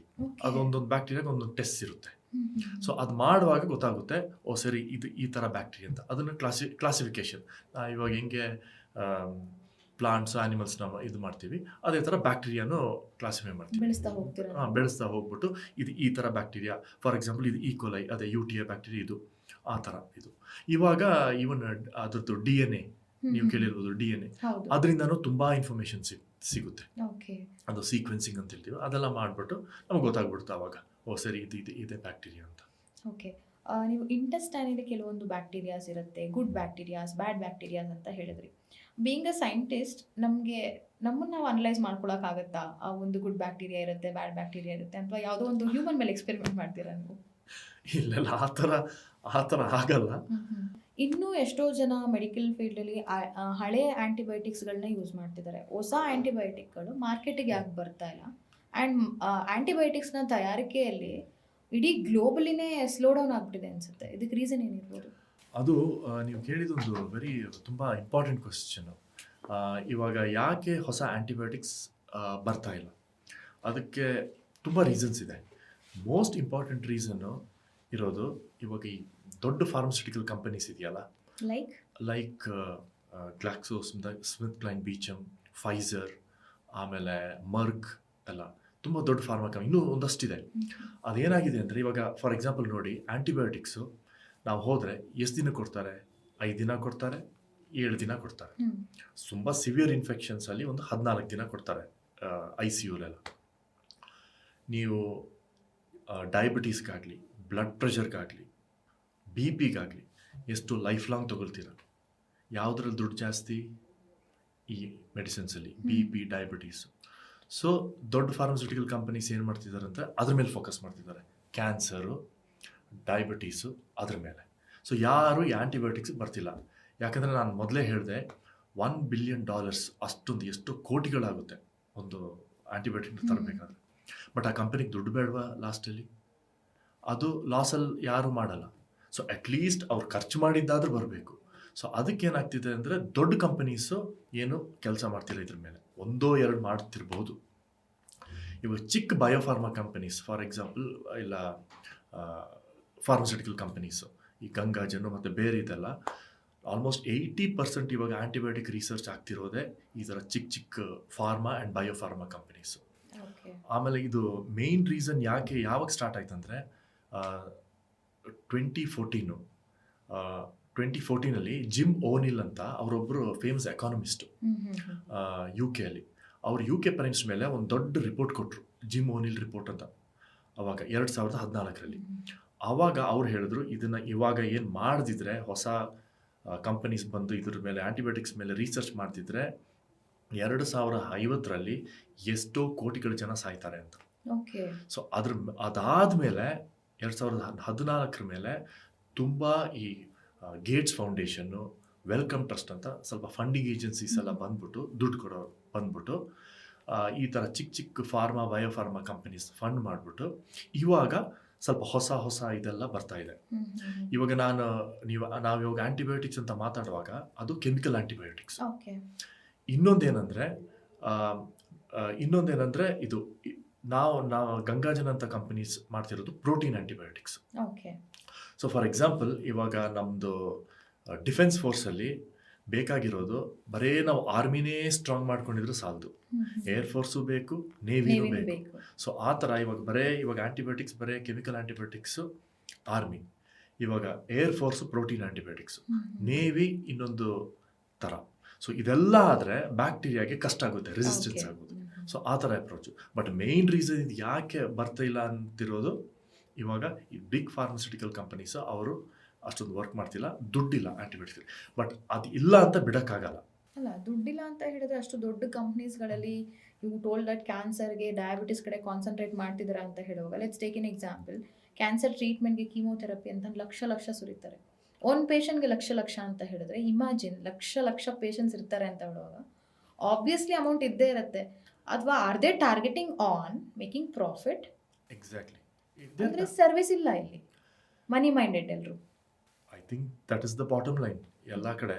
ಬಟ್ ಅವರು ಮನ್ಸು ಮಾಡಿದ್ರೆ ಮಾಡ್ಬೋದು. ಬಟ್ ಅವರು they are more interested because ಅವ್ರಿಗೆ ರಿಟರ್ನ್ಸು, ಶೇರ್ ಹೋಲ್ಡರ್ಸ್ಗೆ ದೇ ಆರ್ ಆನ್ಸರಬಲ್. ಸೊ ಆ ಥರ ಎಲ್ಲ ಬರುತ್ತೆ. ಹಂಗೆ ಲೆಕ್ಕ ನೋಡಿದ್ರೆ ಮೆಡಿಕಲ್ ಫೀಲ್ಡಲ್ಲೇ ತುಂಬ ಸ್ಕ್ಯಾಮ್ ಆಗ್ತಿದೆ ಅನಿಸ್ತಿಲ್ವಾ? ಆಗ್ತಾನೂ ಇದೆ, ಬಟ್ ಒಳ್ಳೆ ಕಂಪನೀಸು ಇದೆ, ಹಾನೆಸ್ಟ್ ಆಗಿ ವರ್ಕ್ ಮಾಡ್ತಿರೋ ಕಂಪನೀಸು ಇದೆ. ಬಟ್ ಇದು ಏನಂದರೆ ನಾವು ಕಲೆಕ್ಟಿವ್ ಆಗಿ ಇವಾಗ ಫಾರ್ ಎಕ್ಸಾಂಪಲ್ ಚಿಕ್ಕ ಕಂಪನೀಸು ನಾಳೆ ನಾವು ಮಾಡಿದ್ರು, ಈ ನಾನು ಹೇಳಿದ್ನಲ್ಲ ಕ್ಲಿನಿಕಲ್ ಟ್ರಯಲ್ಸ್ ಅನ್ನೋದು, ಅದೆಲ್ಲ ದೊಡ್ಡ ಕಂಪನೀಸ್ಗೆ ಕೊಡಬೇಕಾಗುತ್ತೆ ಫೈನಲಿ, ನಾವು ಮಾಡೋಕ್ಕಾಗಲ್ಲ. ಸೊ ಆ ಇದರೆಲ್ಲ ನೋಡಿದ್ರೆ ನಮಗೆ ವೆರಿ ಇಂಪಾರ್ಟೆಂಟು, ಈ ದೊಡ್ಡ big pharma companies should support antibiotic, should take initiative. ಮೊದಲೆಲ್ಲ 1960s 70s ಎಲ್ಲ ಅವರೇ ಮಾಡ್ತಿದ್ರು. ಇದು ಇವಾಗ ಲೈಫ್ ಸ್ಟೈಲ್ ಡಿಸೀಸಸ್ ಬಂತು, ಅವರು they are happy with this. ಇನ್ನೊಂದು ಮಿತ್ ಇದೆ, ವ್ಯಾಕ್ಸಿನ್ಸ್ ಆರ್ ಆಂಟಿಬಯೋಟಿಕ್ ಅಂತ ನಾವು ತಿಳ್ಕೊಂಡ್ಬಿಟ್ಟಿದ್ದೀವಿ. ಸೊ ವ್ಯಾಕ್ಸಿನ್ಸ್ ಆಂಟಿಬಯೋಟಿಕ್ ಎರಡು ಸೇಮಾ? ಇಲ್ಲ, they are totally different. Vaccines ಪ್ರಿವೆನ್ಷನ್ಗೆ, ವ್ಯಾಕ್ಸಿನ್ಸ್ ಕೊಡುವಾಗ ಒಂದು ಚಿಕ್ಕ ಪೀಸು, ಒಂದು ವೈರಸ್ ಬ್ಯಾಕ್ಟೀರಿಯಾನ ಇಂಜೆಕ್ಟ್ ಮಾಡುವಾಗ ಅದು ಇಮ್ಯೂನ್ ಸಿಸ್ಟಮ್ನ ಟ್ರೈನ್ ಮಾಡುತ್ತೆ. ರಿಯಲ್ ಬ್ಯಾಕ್ಟೀರಿಯಾ ಬರುವಾಗ ಆರ್ ವೈರಸ್ ಬರುವಾಗ ಅದು ಫೈಟ್ ಮಾಡೋದಕ್ಕೆ, ಅದು ಪ್ರಿವೆನ್ಷನ್ನು. ಆ್ಯಂಟಿಬಯೋಟಿಕ್ಸು ಥೆರಪಿ ಥರ, ಆಲ್ರೆಡಿ ಬ್ಯಾಕ್ಟೀರಿಯಾ ಒಳಗಿರುವಾಗ ಅದನ್ನು ಕೊಲ್ಲೋದಕ್ಕೆ. So they are totally different, but they protect the person. So vaccines ಬೇರೆ, ಆಂಟಿಬಯೋಟಿಕ್ ಬೇರೆ, ಅದಕ್ಕೂ ಇದಕ್ಕೂ ಲಿಂಕೇ ಇಲ್ಲ? ಇಲ್ಲ, ಲಿಂಕ್ ಇಲ್ಲ. ಓಕೆ. ಆ್ಯಂಟಿಬಯೋಟಿಕ್ಸಿಂದ ತುಂಬ ಸೈಡ್ ಎಫೆಕ್ಟ್ಸ್ ಆಗುತ್ತೆ. ರೀಸನ್ಸ್ ಬಿಕಾಸ್ ಕೆಲವೊಬ್ರು ಬಾಡಿ ಸಪೋರ್ಟ್ ಮಾಡದೇ ಇರ್ಬೋದು, ಬಟ್ ಡಾಕ್ಟರ್ ಪ್ರಿಫರೆನ್ಸ್ ಕೊಟ್ಟಿರ್ತಾರೆ ಆ್ಯಂಟಿಬಯೋಟಿಕ್ಸ್ ತಗೊಳ್ಳೇಬೇಕು ಅಂತ. ಅದರಿಂದ ಸೈಡ್ ಎಫೆಕ್ಟ್ಸ್ಗಳೇ ಜಾಸ್ತಿ ಹೊರತು ಕ್ಯೂರೇಬಲ್ ರೇಟ್ ಕಮ್ಮಿ ಇದೆ. ಇದಕ್ಕೇನಂತೀರ? ಅದು ಯಾಕಾಗುತ್ತೆ ಅಂದರೆ, ಇವಾಗ ಆ್ಯಂಟಿಬಯೋಟಿಕ್ಸ್ ನಾನು ಹೇಳಿದೆ ಬ್ಯಾಕ್ಟೀರಿಯನ್ ಕೊಲ್ಲುತ್ತೆ ಅಂತ.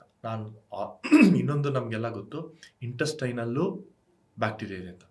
ಆ ಆಂಟಿಬಯೋಟಿಕ್ಸು ಇದು ಗುಡ್ ಬ್ಯಾಕ್ಟೀರಿಯಾ ಬ್ಯಾಡ್ ಬ್ಯಾಕ್ಟೀರಿಯಾ ಅಂತ ಅದು ಗೊತ್ತಾಗಲ್ಲ. ಅದು ಹೋಗ್ಬಿಟ್ಟು ಎಲ್ಲನೂ ಕೊಂದಾಕ್ಬಿಡುತ್ತೆ. ಓಕೆ. ಸೊ ಒಳ್ಳೆ ಬ್ಯಾಕ್ಟೀರಿಯಾ ನಮ್ಮದು ನಾನು ಹೇಳಿದೆ ತುಂಬ ಬೆನಿಫಿಟ್ಸ್ ಇದೆ ಅಂತ. ಅದನ್ನು ಯಾವಾಗ ಕೊಲ್ಲುತ್ತೆ ಅವಾಗ ನಮಗೆ ಸುಸ್ತಾಗುತ್ತೆ, ಇಮ್ಯುನಿಟಿ ಕಮ್ಮಿ ಒಂದೊಂದ್ಸರಿ ಆಗ್ತಾ ಬರುತ್ತೆ. ಒಂದೊಂದ್ಸರಿ ಡೈರಿಯಾ ಆಗುತ್ತೆ. ಫಾರ್ ಎಕ್ಸಾಂಪಲ್ ಈ ಅಮಾಕ್ಸಿಸಿನ್ ಎಲ್ಲ ಒಬ್ಬೊಬ್ರು ತಗೊಂಡ್ರೆ ಡೈರಿಯಾ ಆಗುತ್ತೆ. ಅದು ಯಾಕಂದರೆ ಆ ಗುಡ್ ಬ್ಯಾಕ್ಟೀರಿಯಾ ಕಡಿಮೆ ಆಗಿಬಿಡುತ್ತೆ. ಬಟ್ ಇವೆಂಚುಲಿ ಅದು ಬರುತ್ತೆ. ಇವಾಗ ನಾವು ಮೊಸರು ತಿನ್ನುವಾಗ ಇಲ್ಲ ಈ ಪ್ರೋಬಯೋಟಿಕ್ಕು ಅದಕ್ಕೆ ಒಂದೊಂದ್ಸರಿ ಹೇಳ್ತಾರೆ ನೋಡಿ, ಈ ಆಂಟಿಬಯೋಟಿಕ್ ಜೊತೆ ಒಂದೊಂದ್ಸರಿ ಬಿ ಕಾಂಪ್ಲೆಕ್ಸ್ ಎಲ್ಲ ತಗೋಬೇಕು, ಇಲ್ಲ ಪ್ರೋಬಯೋಟಿಕ್ ತಗೋಬೇಕು ಅಂತ. ಆ ಸಾಯಿಸೋ ಬ್ಯಾಕ್ಟೀರಿಯಾನ ಮತ್ತೆ ನಾವು ವಾಪಸ್ so B complex is normally B complex just vitamins. ಯಾಕಂದ್ರೆ ಈ ಗುಡ್ ಬ್ಯಾಕ್ಟೀರಿಯಾ ಆ ವೈಟಮಿನ್ಸ್ನ ಪ್ರೊಡ್ಯೂಸ್ ಮಾಡುತ್ತೆ. ಯಾವಾಗ ಅದು ಹೋಗುತ್ತೆ ವೈಟಮಿನ್ಸ್ ಎಲ್ಲ ಕಡಿಮೆ ಆಗುತ್ತಲ್ಲ, ಸೊ ಆವಾಗ ಒಂದು ಬ್ಯಾಕ್ಟೀರಿಯಾ ಒಳ್ಳೆ ಬ್ಯಾಕ್ಟೀರಿಯಾ ಮತ್ತೆ ಒಂದು ಒಳ್ಳೆ ಬ್ಯಾಕ್ಟೀರಿಯಾ ತಗೊಳ್ಳೋದು, ಇಲ್ಲ ಮಲ್ಟಿ ವೈಟಮಿನ್ ಟ್ಯಾಬ್ಲೆಟ್ಸ್ ತಗೋಬಹುದು. ಓಕೆ. ವಾಟ್ ಗಂಗಾಜನ್ ಇಸ್ ಡೂಯಿಂಗ್ ಈ ಬ್ಯಾಕ್ಟೀರಿಯಾ ಬ್ಯಾಕ್ಟೀರಿಯಾ ಕಾನ್ಸೆಪ್ಟಲ್ಲಿ ಗಂಗಾಜನ್ ಕಂಪ್ನಿ ಏನು ಮಾಡ್ತಿದೆ? ಯು ಟೋಲ್ಡ್ ಸಣ್ಣ ಸಣ್ಣ ಫಾರ್ಮಾಸ್ಯೂಟಿಕಲ್ ಬಯೋಟೆಕ್ನಾಲಜೀಸ್ಗಳು ತುಂಬ ರಿಸರ್ಚ್ ಮಾಡ್ತಿದೆ. ನಾವು ಏನೇ ಟೆಸ್ಟಿಗೆ ಕೊಡಬೇಕು, ಕ್ಲಿನಿಕಲಿ ಟೆಸ್ಟಿಗೆ ಕೊಡಬೇಕಂದ್ರೂ ದೊಡ್ಡ ದೊಡ್ಡ ಕಂಪ್ನೀಸ್ ಕೊಡಬೇಕು ಅಂತ. You guys are taking initiative in that. So basically GangaGen ಏನು ಮಾಡ್ತಿದೆ ಇದು? ಗಂಗಾಜನ್ ನಾವು 2000 ಸ್ಟಾರ್ಟ್ ಆಗಿದ್ದು. 2000 ಡಾಕ್ಟರ್ ರಾಮಚಂದ್ರನ್ ಅಂತ ಅವರು ಆಸ್ಟ್ರಾಜೆನೆಕಾ ಡೈರೆಕ್ಟರ್ ಆಗಿದ್ರು. ಅವರು ದಿಸ್ ಇಸ್ ವೆರಿ ಇನ್ಸ್ಪೈರಿಂಗ್. ನಾನು for youngsters this will be a good inspiring story. ಅವರು 66 ಇಯರ್ಸ್ ಅಲ್ಲಿ ಗಂಗಾಜನ್ ಸ್ಟಾರ್ಟ್ ಮಾಡಿದ್ದು, ಹೊಸ company. So just imagine 40s maximum 50s, okay 66 ಇಯರ್ಸಲ್ಲಿ he was so passionate. The reason ಇದು ಯಾಕಂದರೆ ಅವ್ರು ಆಸ್ಟ್ರಾಜೆನಿಕಲ್ಲಿರುವಾಗಲೇ ಅವ್ರು ನೋಡಿದರು ತುಂಬ antibiotic resistant bacterial infections. So ಅವ್ರೇನು ಮಾಡಿದ್ರು ಅಂದರೆ, ಸರಿ ಈ ಕೆಮಿಕಲ್ ಆಂಟಿಬಯೋಟಿಕ್ಸ್ ಇದೆ, ನಾನು ಬೇರೆ ಫೀಲ್ಡ್ಗೆ ಹೋಗ್ತೀನಿ, ಅದು ಬ್ಯಾಕ್ಟೀರಿಯೋಫೇಜಸ್ ಅಂತ. ಓಕೆ. ಸೊ ಬ್ಯಾಕ್ಟೀರಿಯೋಫೇಜಸ್ ಏನಂದರೆ, ನಮಗೆ ಹೆಂಗೆ ವೈರಸಸ್ ನಮಗೆ ಇನ್ಫೆಕ್ಟ್ ಮಾಡುತ್ತೆ, ಇವಾಗ ಕೊರೋನಾ ಥರ ಬ್ಯಾಕ್ಟೀರಿಯಾಗೂ ವೈರಸಸ್ ಇದೆ. ವೈರಸಸ್ಸು ಬ್ಯಾಕ್ಟೀರಿಯಾನು ಕೊಲ್ಲುತ್ತೆ, ಅದನ್ನು ಬ್ಯಾಕ್ಟೀರಿಯೋಫೇಜಸ್ ಅಂತೀವಿ. ಸೊ ಅವರು ಡಾಕ್ಟರ್ ರಾಮಚಂದ್ರನ್ ಯೋಚನೆ ಮಾಡಿದ್ರು, ಸರಿ ಇವಾಗ ಈ ಆಂಟಿಬಯೋಟಿಕ್ಸಲ್ಲಿದೆ ಈ ಬ್ಯಾಕ್ಟೀರಿಯೋಫೇಜಸ್ಸು, ಅದು ಹೊಸದೇನಲ್ಲ. ಈ ಸೋವಿಯತ್ ಯೂನಿಯನ್ ಆವಾಗ ರಷ್ಯಾದಲ್ಲಿ ಅವರು ಆವಾಗ 1920s-30s ಯೂಸ್ ಮಾಡ್ತಿದ್ರು. ಇವ್ರೇನು ಮಾಡಿದ್ರು, ಸರಿ ಇದನ್ನು ಇವಾಗ ಸ್ಟಡಿ ಮಾಡಿಬಿಟ್ಟು ಥೆರಪಿ ಮಾಡೋಣ ಅಂತ. ಇವಾಗ ಕರೆಂಟ್ಲಿ ರಿಸರ್ಚ್ ಏನು ಮಾಡ್ತಿದ್ರು ಅಂದರೆ ಪ್ರೋಟೀನ್ ಆಂಟಿಬಯೋಟಿಕ್ಸ್. ಇವಾಗ ಅದು ಫುಲ್ ವೈರಸ್ಸು, ಪ್ರೋಟೀನ್ಸು ನಮಗೆ ಗೊತ್ತು, ನಾವು ಪ್ರೋಟೀನ್ಸ್ ಆಹಾರದಲ್ಲಿ ತಿಂದರೆ. ಆಂಟಿಬಯೋಟಿಕ್ಸೇ ಕೆಮಿಕಲ್ ಬದಲು ಇದು ಪ್ರೋಟೀನ್. ಆ ಪ್ರೋಟೀನ್ ಆಂಟಿಬಯೋಟಿಕ್ಸ್ ಮೇಲೆ ಇದು ಮೇನ್ ರೀಸನ್ ಏನಂದರೆ ಬೇರೆ ಬೇರೆ ಥರ ಬೇಕು. ನಾನು ಹೇಳಿದೆ army, navy, air force, different types ಬೇಕು ನಮಗೆ ಎನಿಮಿನ ಟಾರ್ಗೆಟ್ ಮಾಡೋದಕ್ಕೆ. ಸೊ ಅದರಿಂದ ಇದು ನಾವು ಲೆಟಸೇ ಅದು ಆರ್ಮಿ ಅಂದರೆ ಇದು ಏರ್ಫೋರ್ಸ್ ಅಂತ ಯೋಚನೆ ಮಾಡೋಣ. ಸೊ ಆ ಥರ ಗಂಗಾಜನ್ ಇದು ನಾವು ಇವಾಗ ಬ್ಯಾಕ್ಟೀರಿಯಲ್ ನ್ಯೂಮೋನಿಯಾಗೆ ಮೆಡಿಸಿನ್ ರಿಸರ್ಚ್ ಮಾಡ್ತಾ ಇದ್ದೀವಿ. ಬ್ಯಾಕ್ಟೀರಿಯಲ್ ನ್ಯೂಮೋನಿಯಾ ಏನಾಗುತ್ತೆ ಅಂದರೆ, ಇವಾಗ ಪೇಷಂಟ್ಸು ವೆಂಟಿಲೇಟರಲ್ಲಿರ್ತಾರೆ ಹಾಸ್ಪಿಟಲ್ಸಲ್ಲಿ, ಆವಾಗ ಆ ಬ್ಯಾಕ್ಟೀರಿಯಾ ಇನ್ಫೆಕ್ಟ್ ಆಗೋದು ಲಂಗ್ಸ್ಗೆ ಇನ್ಫೆಕ್ಟ್ ಆಗುತ್ತೆ. ಸೊ ಇವಾಗ ಬಿಕಾಸ್ ಆಫ್ ಈ ಡ್ರಗ್ ರೆಸಿಸ್ಟೆನ್ಸು, ಈ ಆಂಟಿಬಯೋಟಿಕ್ ರೆಸಿಸ್ಟೆನ್ಸು ವರ್ಕ್ ಆಗಲ್ಲ. ಅದಕ್ಕೆ ನಾವು ಈ ಪ್ರೋಟೀನ್ ಆಂಟಿಬಯೋಟಿಕ್ನ ಪೇಷಂಟ್ಸ್ಗೆ ಕೊಡೋ ಥರ ಇನ್ಫ್ಯೂಷನ್ ಆಗಿ, ಇಂಟ್ರಾವೀನಸ್ ಇನ್ಫ್ಯೂಷನ್ ಆಗಿ ಮಾಡಬೇಕಂತ. ಇವಾಗ we have reached a certain stage. ಇನ್ನೂ ಸ್ವಲ್ಪ ಟೈಮ್ ಆದಮೇಲೆ if everything goes well, we are hoping for the best. So we will move further. Okay. ಈ ಸೂಪರ್ ಬಗ್ಸ್ ಅಂತ ಕರಿತೀರಲ್ವಾ ಬ್ಯಾಕ್ಟೀರಿಯಾಸ್ಗಳನ್ನ, how is this phage therapies helping it? Phage ಥೆರಪಿಯಲ್ಲಿ ಏನಾಗುತ್ತೆ ಅಂದರೆ, ಇವಾಗ super bugs are antibiotic resistant bacteria. ನಾನು multiple ಆಂಟಿಬಯೋಟಿಕ್ಸ್ಗೆ ದೇ ಆರ್ ರೆಸಿಸ್ಟೆಂಟು. ಇದು ಒಂದು ಡಿಫ್ರೆನ್ಸ್ ಇದೆ ಆಂಟಿಬಯೋಟಿಕ್ಸ್ಗೂ ಈ ಬ್ಯಾಕ್ಟೀರಿಯೋಫೇಜ್ ವೈರಸಸ್ಗೂ. Antibiotics they are called broad spectrum. ನಾನು ಹೇಳಿದೆ ಅದು ಹೋಗ್ಬಿಟ್ಟು ನಮ್ಮ ಇಂಟೆಸ್ಟೈನ್ ಬ್ಯಾಕ್ಟೀರಿಯನ್ನೆಲ್ಲ ಕೊಂದ್ಬಿಡುತ್ತೆ ಅಂತ. ಅದಕ್ಕೇನಂದರೆ ಕಾರ್ಪೆಟ್ ಬಾಂಬಿಂಗ್ ಅನ್ಬೋದು, ಎಲ್ಲ ಇದು ಒಳ್ಳೆಯದು ಕೆಟ್ಟದು. ಈ ಬ್ಯಾಕ್ಟೀರಿಯೋಫೇಜಸ್ಸು ದೇ ಆರ್ ವೆರಿ ಸ್ಪೆಸಿಫಿಕ್. ಇವಾಗ ನಮ್ಮ UTI ಬ್ಯಾಕ್ಟೀರಿಯಾ ಆದರೆ ಬರೀ ಅದನ್ನು ಮಾತ್ರ ಹೋಗ್ಕೊಳ್ಳುತ್ತೆ. ಸೊ ನ್ಯಾರೋ ಸ್ಪೆಕ್ಟ್ರಮ್ ಅಂತೀವಿ ನಾವು. ಸೊ ಅಲ್ಲಿ ಅಡ್ವಾಂಟೇಜು ಇದೆ, ಸ್ವಲ್ಪ ಡಿಸ್ಅಡ್ವಾಂಟೇಜು ಇದೆ. ಅಡ್ವಾಂಟೇಜ್ ಏನಂದರೆ ನಮ್ಮ ಇಂಟೆಸ್ಟೈನಲ್ ಬ್ಯಾಕ್ಟೀರಿಯಾ ಆರ್ ಸೇಫ್, ಬರೀ ಹಾರ್ಮ್ಫುಲ್ ಬ್ಯಾಕ್ಟೀರಿಯಾ ಮಾತ್ರ ಹೋಗ್ಕೊಳ್ಳುತ್ತೆ. But at the same time ಅದು ತುಂಬ ಸ್ಪೆಸಿಫಿಕ್ ಆಗೋಗುತ್ತೆ. ಸೊ ಅದರಿಂದ ಬಟ್ ರಿಸರ್ಚ್ ಆಗ್ತಾ ಇದೆ. ಇವಾಗ ನಮ್ಮದು ಪ್ರೋಟೀನ್ ಆಂಟಿಬಯೋಟಿಕ್ಸು ಅಷ್ಟೇ, it comes under the narrow spectrum category where the intestine bacteria are protected. Okay. ಆಂಟಿಬಯೋಟಿಕ್ಗೂ ಮತ್ತು ಈ ಫೇಸ್ ಥೆರಪಿಗೂ ಇರೋ ಡಿಫ್ರೆನ್ಸ್ ಏನು? ಅದೇ ಒಂದು ದೇ ಆರ್ ಬ್ರಾಡ್, ತುಂಬ ಬ್ರಾಡಾಗಿ ಇದು ಎಲ್ಲ ಬ್ಯಾಕ್ಟೀರಿಯನ್ ಕೊಲ್ಲುತ್ತೆ, ಇದು ನ್ಯಾರೋ. ಆಮೇಲೆ ಇನ್ನೊಂದೇನೆಂದರೆ ಇದರಲ್ಲಿ ನಮಗೆ 2-3 ವೈರಸಸ್ ಬೇಕು ಓಕೆ. ಇದಕ್ಕೆ, ವೆರಸ್ ಆ್ಯಂಟಿಬಯೋಟಿಕ್ಸಲ್ಲಿ ಜಸ್ಟ್ ಒಂದು ಕೆಮಿಕಲ್ ಸಾಕು. ಸೊ ಇದನ್ನು ಕವರ್ ಮಾಡೋದಕ್ಕೆ. ಬಟ್ ಆಮೇಲೆ ಮೋಸ್ಟ್ ಇಂಪಾರ್ಟೆಂಟು, ಈ ಆ್ಯಂಟಿಬಯೋಟಿಕ್ಸು ತುಂಬ ಚಿಕ್ಕದು, ಸ್ಮಾಲ್ ಮಾಲಿಕ್ಯೂಲ್ಸ್ ಅಂತೀವಿ, ತುಂಬ ಚಿಕ್ಕದು. ವೆರಸ್ ಇದು ವೈರಸಸ್ಸು. ಸೊ ಅದಕ್ಕೆ ಇನ್ನೂ ಅದು main stream antibiotics antibacterial ಥೆರಪಿಗೆ ಬಂದಿಲ್ಲ. ಬಿಕಾಸ್ ಇದೆಲ್ಲ ರೆಗ್ಯುಲೇಷನ್ ಥ್ರೂ ಹೋಗುತ್ತೆ, food and drug administration, FDA regulation. ಅಲ್ಲೇನಾಗೋದು ಅಂದರೆ ಅವ್ರು ನೋಡ್ತಾರೆ, ಸರಿ ಇದಕ್ಕೆ ಸೇಫ್ಟಿ ಇದೆಯಾ, ಸುಮ್ಮನೆ ಇಂಜೆಕ್ಟ್ ಮಾಡಿದ್ಮೇಲೆ ಸೈಡ್ ಎಫೆಕ್ಟ್ಸ್ ಇರಬಾರ್ದು, ಅದೆಲ್ಲ ನೋಡಿಬಿಟ್ಟು ಅದಾದಮೇಲೆ ಅವ್ರು ಅಪ್ರೂವ್ ಮಾಡೋದು. ಸೊ ಇವಾಗ ಬ್ಯಾಕ್ಟೀರಿಯೋಫೇಜ್ ಥೆರಪಿ ಮೇಲೂ ಭಾಳ ರಿಸರ್ಚ್ ನಡೀತಾ ಇದೆ, ಬಟ್ ಇನ್ನೂ ಯಾವುದು ಮಾರ್ಕೆಟಿಗೆ ಬಂದಿಲ್ಲ, ಟ್ರಯಲ್ಸ್ ಆಗ್ತಾ ಇದೆ. ಓಕೆ. ಈ ಫೇಸ್ ಥೆರಪಿ ಅನ್ನೋ ಕಾನ್ಸೆಪ್ಟ್ನ ಗಂಗಾಜನ್ ಅವರು ದೇ ಆರ್ ಬ್ರಿಂಗಿಂಗ್ ಔಟ್ ಅಂತ ಹೇಳಿದ್ರೆ, ಸೊ ಇದು ಹ್ಯೂಮನ್ಸ್ಗೆ ಸೇಫಾ? ಹ್ಯೂಮನ್ಸ್ ಇಲ್ಲಿ ತನಕ ಆ ಥರ ಸೈಡ್ ಎಫೆಕ್ಟ್ಸ್ ಏನಾಗಿಲ್ಲ, ಬಿಕಾಸ್ ಈ ಬ್ಯಾಕ್ಟೀರಿಯೋಫೇಜಸ್ ಅನ್ನೋದು ನಮ್ಮ ಬಾಡಿಯಲ್ಲೂ ಇರುತ್ತೆ. ಇವಾಗ ಇಂಟೆಸ್ಟೈನಲ್ಲೂ ಇದೆ, ಬೇಕಾದಷ್ಟು ಇರುತ್ತೆ ನಂಬರ್ಸ್. ಬಟ್ ಇದನ್ನು ಅಡ್ಮಿನಿಸ್ಟ್ರ್ ಮಾಡುವಾಗ, ಅಡ್ಮಿನಿಸ್ಟ್ರ್ ಅಂದರೆ ಇಂಜೆಕ್ಟ್ ಮಾಡುವಾಗ ಏನಾದರೂ ಸೈಡ್ ಎಫೆಕ್ಟ್ಸ್ ಇದೆಯಾ ಅಂತ ಇಲ್ಲಿ ತನಕ ಏನು ಎವಿಡೆನ್ಸ್ ಇಲ್ಲ. ಬಟ್ ಇವಾಗ ಯಾವಾಗ ಹ್ಯೂಮನ್ ಟ್ರಯಲ್ಸ್ ಆಗ್ತಾ ಬರುತ್ತೆ ಅವಾಗ ಗೊತ್ತಾಗುತ್ತೆ. ಬಟ್ ನನ್ನ ಪ್ರಕಾರ ಈ ವೈರಸಸ್ಸು ಇವಾಗ ಹೆಂಗೆ ನಮ್ಮ ಮನುಷ್ಯರಿಗೆ ಕೊಲ್ಲೋ ವೈರಸ್, ಇವಾಗ ಕೊರೋನಾನ ನೀವು ಫಾರ್ ಎಕ್ಸಾಂಪಲ್ಲು ನೀವು ಮೀನಿಗೆ ಇಂಜೆಕ್ಟ್ ಮಾಡಿದ್ರೆ ಅಲ್ಲಿ ಇನ್ಫೆಕ್ಟ್ ಆಗಲ್ಲ. ಸೊ ಅದೇ ಥರ ಇದು ಬರೀ ಬ್ಯಾಕ್ಟೀರಿಯಾ ಅಟ್ಯಾಕ್ ಮಾಡಿ. Have small doubt.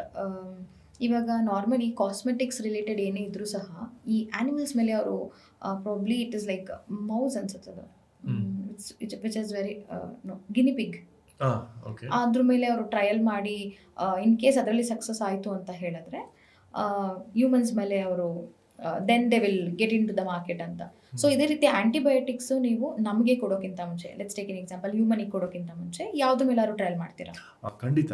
ಫಸ್ಟ್ ನಾವು ಟ್ಯೂಬ್ಸಲ್ಲಿ ಮಾಡ್ತೀವಿ, ಟೆಸ್ಟ್ ಟ್ಯೂಬ್ಸಲ್ಲಿ ನಮ್ಮದು ಮೆಡಿಸನ್ನ ಈ ಬ್ಯಾಕ್ಟೀರಿಯಾ ತೊಗೊಂಡು ಅಲ್ಲಿ ಕೊಲ್ತಾ ಇದೆಯಾ ಅಂತ. ಅದಾದಮೇಲೆ ನಾವು ಮೌಸು ಇಲಿಗಳ ಮೇಲೆ ಮಾಡ್ತೀವಿ, ಅಲ್ಲಿ ನೋಡ್ತೀವಿ. ಆಮೇಲೆ ಇನ್ನು 2-3 ಇವಾಗ ರ್ಯಾಟ್ಸ್ ಮೇಲೂ ಮಾಡ್ತೀವಿ. ಅದಾದಮೇಲೆ ಇನ್ನೊಂದು ಸ್ಪೀಶೀಸ್ ಮೇಲೆ ಮಾಡಿಬಿಟ್ಟು ಇದೆಲ್ಲ ಯಾಕೆ ಮಾಡೋದಂದರೆ ಫೈನಲಿ ನಮಗೆ ಬೇಕಾಗಿರೋದು ಈ ಡೋಸೇಜ್. ನೀವು ಆ ಡೋಸೇಜ್ ಇಂಪಾರ್ಟೆಂಟು ಆ್ಯಂಟಿಬಯೋಟಿಕ್ಸಲ್ಲಿ. ಇವಾಗ ನಾವು 500 mg ಅಂತೀವಿ. ಆ 500 mg ಮನುಷ್ಯರಲ್ಲಿ ಇವಾಗ ಅದು ಓಕೆನಾ, ಸೈಡ್ ಎಫೆಕ್ಟ್ಸ್ ಆಗ್ತಿದೆಯಾ? ಅದು ಬ್ಯಾಕ್ಟೀರಿಯಾನು ಕೊಲ್ಲಬೇಕು, ಮನುಷ್ಯರಿಗೂ ಮಿನಿಮಲ್ ಸೈಡ್ ಎಫೆಕ್ಟ್ಸ್ ಇರಬೇಕು. ಸೊ ಅದಕ್ಕೆ ಈ ಈ ಪ್ರಾಣಿಗಳಲ್ಲೆಲ್ಲ ಟ್ರೈ ಮಾಡಿಬಿಟ್ಟು ಅಲ್ಲಿ ಕ್ಯಾಲ್ಕುಲೇಟ್ ಮಾಡಿಬಿಟ್ಟು, ಸರಿ ಹ್ಯೂಮನ್ ಟ್ರಯಲ್ಸಲ್ಲಿ ಮನುಷ್ಯರ ಮೇಲೆ ಟ್ರೈ ಮಾಡುವಾಗ ಇಷ್ಟು ಡೋಸೇಜ್ ಸೇಫ್ ಅಂತ. ಓಕೆ. ಮನುಷ್ಯರ ಮೇಲೆ ಟ್ರಯಲ್ ಮಾಡುವಾಗ what in case if something goes wrong? Usually ಆ ಥರ ಏನಾದರೂ ಆದರೆ ಆ ಟ್ರಯಲ್ನ ಸ್ಟಾಪ್ ಮಾಡ್ತಾರೆ. Okay. So that is very clear, ಟ್ರಯಲ್ನ ಸ್ಟಾಪ್ ಮಾಡ್ತಾರೆ. ಅದಕ್ಕೆ there will be lot of experiments being done before ನಾವು ಹ್ಯೂಮನ್ ಟ್ರಯಲ್ಸ್ ಹೋಗೋದಕ್ಕಿಂತ ಮುಂಚೆ. ಆ ಥರ ಆಗಿದೆ ಒಂದು ಮೆಡಿಸಿನ್ಗೂ ಈ ಥರ. But why on animals? Because ಅದು ಜೀವ ಇರೋವಂಥದ್ದು, something effects to animal also. ಅದು ಐ ಮೀನ್ ನಮ್ಮ ಸ್ವಾರ್ಥಕ್ಕೋಸ್ಕರ ನಾವು ಆನಿಮಲ್ಸ್ ಮೇಲೆ ಟ್ರಯಲ್ ಮಾಡೋದ್ರಿಂದ ವೈ ಕಾಂಟ್ ಅದರ್ ವೇ? ಇವಾಗ ನಾವು ಟೆಸ್ಟ್ ಟ್ಯೂಬಿಂದ ಡೈರೆಕ್ಟ್ ಮನುಷ್ಯರ ಮೇಲೆ ಹೋಗೋಕ್ಕೆ ನಮಗೆ ಆ ಡೋಸೇ ಗೊತ್ತಿರಲ್ಲ, ರ್ಯಾಂಡಮ್ ಆಗಿ ಹೋಗಬೇಕು. ಇವಾಗ 500 mg ಬದಲು ಸರಿ ನಾನು 1000 mg ಅಂತ ಯೋಚನೆ ಮಾಡಿಕೊಟ್ರೆ ಅವ್ರ ಟ್ರಯಲ್ಸಲ್ಲಿ, so it is highly unethical. So ಇವಾಗ ಇವಾಗ ನೀವು ಕೇಳಿದ ಕ್ವಶನ್ ಪ್ರಕಾರ ಇವಾಗ ಬರೀ ಆರ್ಗನ್ಸ್ ಮೇಲೆ ಫಸ್ಟ್ ಟ್ರೈ ಮಾಡ್ಬೋದಾ, ಆ ಥರ ಎಲ್ಲ ರಿಸರ್ಚ್ ಆಗ್ತಾ ಇದೆ. But for now it is very clear that ಇವಾಗ ಸದ್ಯಕ್ಕೆ. ಬಟ್ ಈ ಆ್ಯನಿಮಲ್ಸ್ ಮೇಲೆ ಟ್ರೈ ಮಾಡೋದು there are lot of approvals, under extremely approval ತಗೊಂಡು ಕಮಿಟಿ ಇದೆ, ಅದೆಲ್ಲ ಅದ್ರ ಆ ಬೇಸಿಸ್ ಮೇಲೆ ನಾವು ಮಾಡೋದು. ಹಾಗೆ ಅನ್ಎಥಿಕಲ್ ಆಗಿ ಮಾಡೋಕ್ಕಾಗಲ್ಲ. ಸೊ ನಾವು ಎಲ್ಲ ಪರ್ಮಿಷನ್ಸ್ ತಗೊಂಡು ಟೆಸ್ಟ್ ಮಾಡಿ ಆಮೇಲೆ ಅದನ್ನ ಮುಂದಕ್ಕೆ ಇದು ಮಾಡೋದು. Okay. Why is this dosage classified like 5 mg ಇದೆ, 10 mg ಇದೆ, 100 mg ಇದೆ, 200 mg ಇದೆ, 500 mg ಇದೆ? What is basically it's all about? ಅದು ನಮ್ಮ ಬಾಡಿಯಲ್ಲಿ, ನಮ್ಮ ಬ್ಲಡ್ಡಲ್ಲಿ ಇವಾಗ ನಾವು ಓರಲ್ ಒಂದು ಟ್ಯಾಬ್ಲೆಟ್ ತೊಗೊಂಡ್ರೆ ಇಲ್ಲ ಇಂಜೆಕ್ಷನ್ ತೊಗೊಂಡ್ರೆ ನಮ್ಮ ಬಾಡಿಯಲ್ಲಿ ಅದು ಲೆವೆಲ್ ಇದಕ್ಕೆ ಫಾರ್ಮಕೋಕೈನೆಟಿಕ್ಸ್ ಅಂತ ಹೇಳ್ತೀವಿ. ಸೊ ಅದ್ರ ಮೇಲೆ ಡಿಪೆಂಡ್ ಆಗುತ್ತೆ. ಆ ಬಾಡಿಯಲ್ಲಿ ಅಷ್ಟು ಮೆಡಿಸಿನ್ ಇರುವಾಗ 500 mg ಇರುವಾಗ ನಾನು ಹೇಳಿದೆ ಬ್ಯಾಕ್ಟೀರಿಯಾನೂ ಕೊಲ್ಲಬೇಕು, ಬಟ್ ಮನುಷ್ಯರಿಗೂ ಸೇಫ್ ಆಗಿರಬೇಕು. ಸೊ ಆವಾಗ ಅವ್ರು ಕರೆಕ್ಟು ಆ ಡೋಸೇಜ್ ಇದು ಮಾಡ್ತಾರೆ. ಒಂದೊಂದು ಟ್ಯಾಬ್ಲೆಟು 200 mg ಅಲ್ಲೇ ಸಾಕು, ಒಂದೊಂದು 500 ಬೇಕು, ಒಂದೊಂದು ಡೈಲಿ ಟ್ವೈಸ್ ಬೇಕು, Okay. ಒಂದೊಂದು 3 ಟೈಮ್ಸ್ ಬೇಕು. ಸೊ ಆ ಥರ ಎಲ್ಲ ಇರುತ್ತೆ. Okay. Why is this AMR is very dangerous to India? Because if it start spreading, ನಾನು ಹೇಳಿದೆ 83% ಆಫ್ ಇಂಡಿಯನ್ಸ್, ಭಾರತೀಯರು, ವಿ ಕ್ಯಾರಿ ಆಂಟಿಬಯೋಟಿಕ್ ರೆಸಿಸ್ಟೆಂಟ್, ಇದು according to that study. So ಇದು ಇನ್ನೂ ಸ್ಪ್ರೆಡ್ ಆಗ್ತಾ ಇದ್ರೆ, ಫಾರ್ ಎಕ್ಸಾಂಪಲ್ ಅಟ್ಲೀಸ್ಟ್ ಹೆಲ್ದಿ ಜನರು okay, but what about aged people, ನಮ್ಮ ಮನೇಲಿರೋರು, cancer patients, surgery patients. Okay. So it is very dangerous. ಆಮೇಲೆ it should not go to a level where ತುಂಬ control ಇಲ್ಲದೆ ಹೋಗೋಯ್ತು ಅಂತ. ಆ ಲೆವೆಲ್ಗೆ ಬರಬಾರ್ದು. ಇವಾಗ ಹಿಂಗೆ ಕೊರೋನಾ ಟೈಮಲ್ಲಿ ನಾವೆಲ್ಲ we were in a panic mode. ಇವಾಗಲೇ ಅಡ್ರೆಸ್ ಮಾಡಿದ್ರೆ we can at least, we are not expecting that immediate ಒಂದು 100% ಆಗುತ್ತೆ ಅಂತ. Step by step. Most important is ಇದು ಅವೇರ್ನೆಸ್, ಆಮೇಲೆ diagnosis. So it is a multi factorial ಇದು ಸಿಸ್ಟಮ್ ಇದು. ಈ ಒಂದು ಕಾನ್ಸೆಪ್ಟ್ ಆ್ಯಕ್ಚುಲಿ ಯಾರ ತಲೆಗೂ ಬಂದಿರಲಿಲ್ಲ, ಸ್ಪೆಷಲಿ ಆಫ್ಟರ್ ನರೇಂದ್ರ ಮೋದಿ ನಮ್ಮ ಪ್ರೈಮ್ ಮಿನಿಸ್ಟರ್ ಅವ್ರು ಮಾತಾಡಿದ್ಮೇಲೆ ಈ ಒಂದು ಕಾನ್ಸೆಪ್ಟ್ ಎಲ್ಲ ಕಡೆ ಹಾಟ್ ಟ್ರೆಂಡಿಂಗ್ ಟಾಪಿಕ್ ಆಗಿದೆ. ಸೊ ಅವ್ರು ಮಾತಾಡಿದ ಕೂಡಲೇ ನಿಮಗೆ scientist, specially all the scientist, ವಿಜ್ಞಾನಿಗಳಿಗೆ ಅವರು ಆ ಒಂದು ಕಾನ್ಸೆಪ್ಟ್ನ ತೊಗೊಂಡು ಬಂದಾಗ ನಿಮ್ಗೆ ಏನು ಅನಿಸ್ತು? ಭಾಳ ಖುಷಿ ಆಯಿತು. ಯಾಕಂದರೆ ಅಷ್ಟೊಂದು ಹೈ ಲೆವೆಲ್ ಫೋರಮಲ್ಲಿ ಯಾವಾಗ ಅವ್ರು ಹೇಳ್ತಾರೆ, ಒಂದು ಜನರಿಗೆ ಇದು ಈ ವಿಷಯ ಹೋಗುತ್ತೆ. ಸೊ ಈವನ್ ಒಂದು 10% ಜನರು ಇದನ್ನು ಫಾಲೋ ಮಾಡಿಕೊಂಡು ಅವ್ರು ಹೇಳಿದ ಪ್ರಕಾರ, ಇದು ಫಾರ್ ಎಕ್ಸಾಂಪಲ್ ಸೆಲ್ಫ್ ಮೆಡಿಕೇಶನ್ ಮಾಡ್ಕೋಬೇಡಿ, ಆಂಟಿಬಯೋಟಿಕ್ ಕೋರ್ಸ್ ತಗೊಳ್ಳಿ ಅಂತ ಹೇಳಿದ್ರೆ ಅಟ್ಲೀಸ್ಟ್ ಅಷ್ಟಾದರೂ ಕಂಟ್ರೋಲ್ ಆಗುತ್ತೆ. ಅಲ್ಲಿಂದ ಇಟ್ ಇಸ್ ನಮ್ಮ ರೆಸ್ಪಾನ್ಸಿಬಿಲಿಟಿ. ಓಕೆ. AMRನ ಕಂಟ್ರೋಲ್ ಮಾಡಬೇಕು ಅಂತ ಹೇಳಿದ್ರೆ ಜನರಲ್ ಸಿಟಿಸನ್ಸು ಒಂದು 2 ಕಾನ್ಸೆಪ್ಟ್ಸ್ನ ಮೈಂಡಲ್ಲಿ ಇಟ್ಕೊಳ್ಳೇಬೇಕಾಗುತ್ತೆ. ಸೊ ಅಂಥ ಕಾನ್ಸೆಪ್ಟ್ಸ್ ಯಾವ್ದಾದ್ರು ಇದೆಯಾ? ಅದೇ ನಾನು ವೆರಿ ವೆರಿ ಇಂಪಾರ್ಟೆಂಟ್, ಇದು 2 ಅವ್ರಿಗೆ ಫಾಲೋ ಮಾಡಿದ್ರೆ AMRನ ನಾವು ಕಂಟ್ರೋಲ್ ಮಾಡ್ಬೋದು ಎಷ್ಟೋ ಇದರಿಂದ. ಒಂದು ಸೆಲ್ಫ್ ಮೆಡಿಕೇಶನ್, ಏನಾದರೂ ಇದ್ದರೆ ಡಾಕ್ಟ್ರ್ ಹತ್ರ ಹೋಗಿ ವಿತೌಟ್ ಡಾಕ್ಟರ್ಸ್ ಪ್ರಿಸ್ಕ್ರಿಪ್ಷನ್ ಆಂಟಿಬಯೋಟಿಕ್ಸ್ ತೊಗೋಬೇಡಿ, ಇಲ್ಲ ಸುಮ್ಮನೆ ಫಾರ್ಮಸಿಗೆ ಹೋಗಿ ತೊಗೊಳೋದು ಬೇಡ. ಇನ್ನೊಂದು ಡಾಕ್ಟ್ರ್ ಕೊಟ್ಟ ಮೇಲೆ ನೀವು ಅದನ್ನು ಕೋರ್ಸ್ ಕಂಪ್ಲೀಟ್ ಮಾಡಿ. ಸೇರಿ ಒಂದು 2 ದಿವಸ ತೊಗೊಂಡ್ರೆ ಬೇಡ, ಕೋರ್ಸ್ ಕಂಪ್ಲೀಟ್ ಮಾಡಿ. ಇದು 2 ಸಿಂಪಲ್ ಇದು ಜನರು ಫಾಲೋ ಮಾಡಿದ್ರೆ ತುಂಬ ಇಂಪಾರ್ಟೆಂಟು. ಇದೇ ಇನ್ಫಾರ್ಮೇಷನ್ನ ನಿಮ್ಮ ಫ್ಯಾಮಿಲಿ ಮೆಂಬರ್ಸು, ಫ್ರೆಂಡ್ಸ್ಗೆ ಅದನ್ನು ಹಂಗೆ ಅವೇರ್ನೆಸ್ ಕ್ರಿಯೇಟ್ ಮಾಡಿದ್ರೆ ಅದು ಇನ್ನೂ ಒಳ್ಳೆಯದು. ಸೊ ಇದು ಒನ್ ಫೈನಲ್ ಕ್ವೆಶನ್.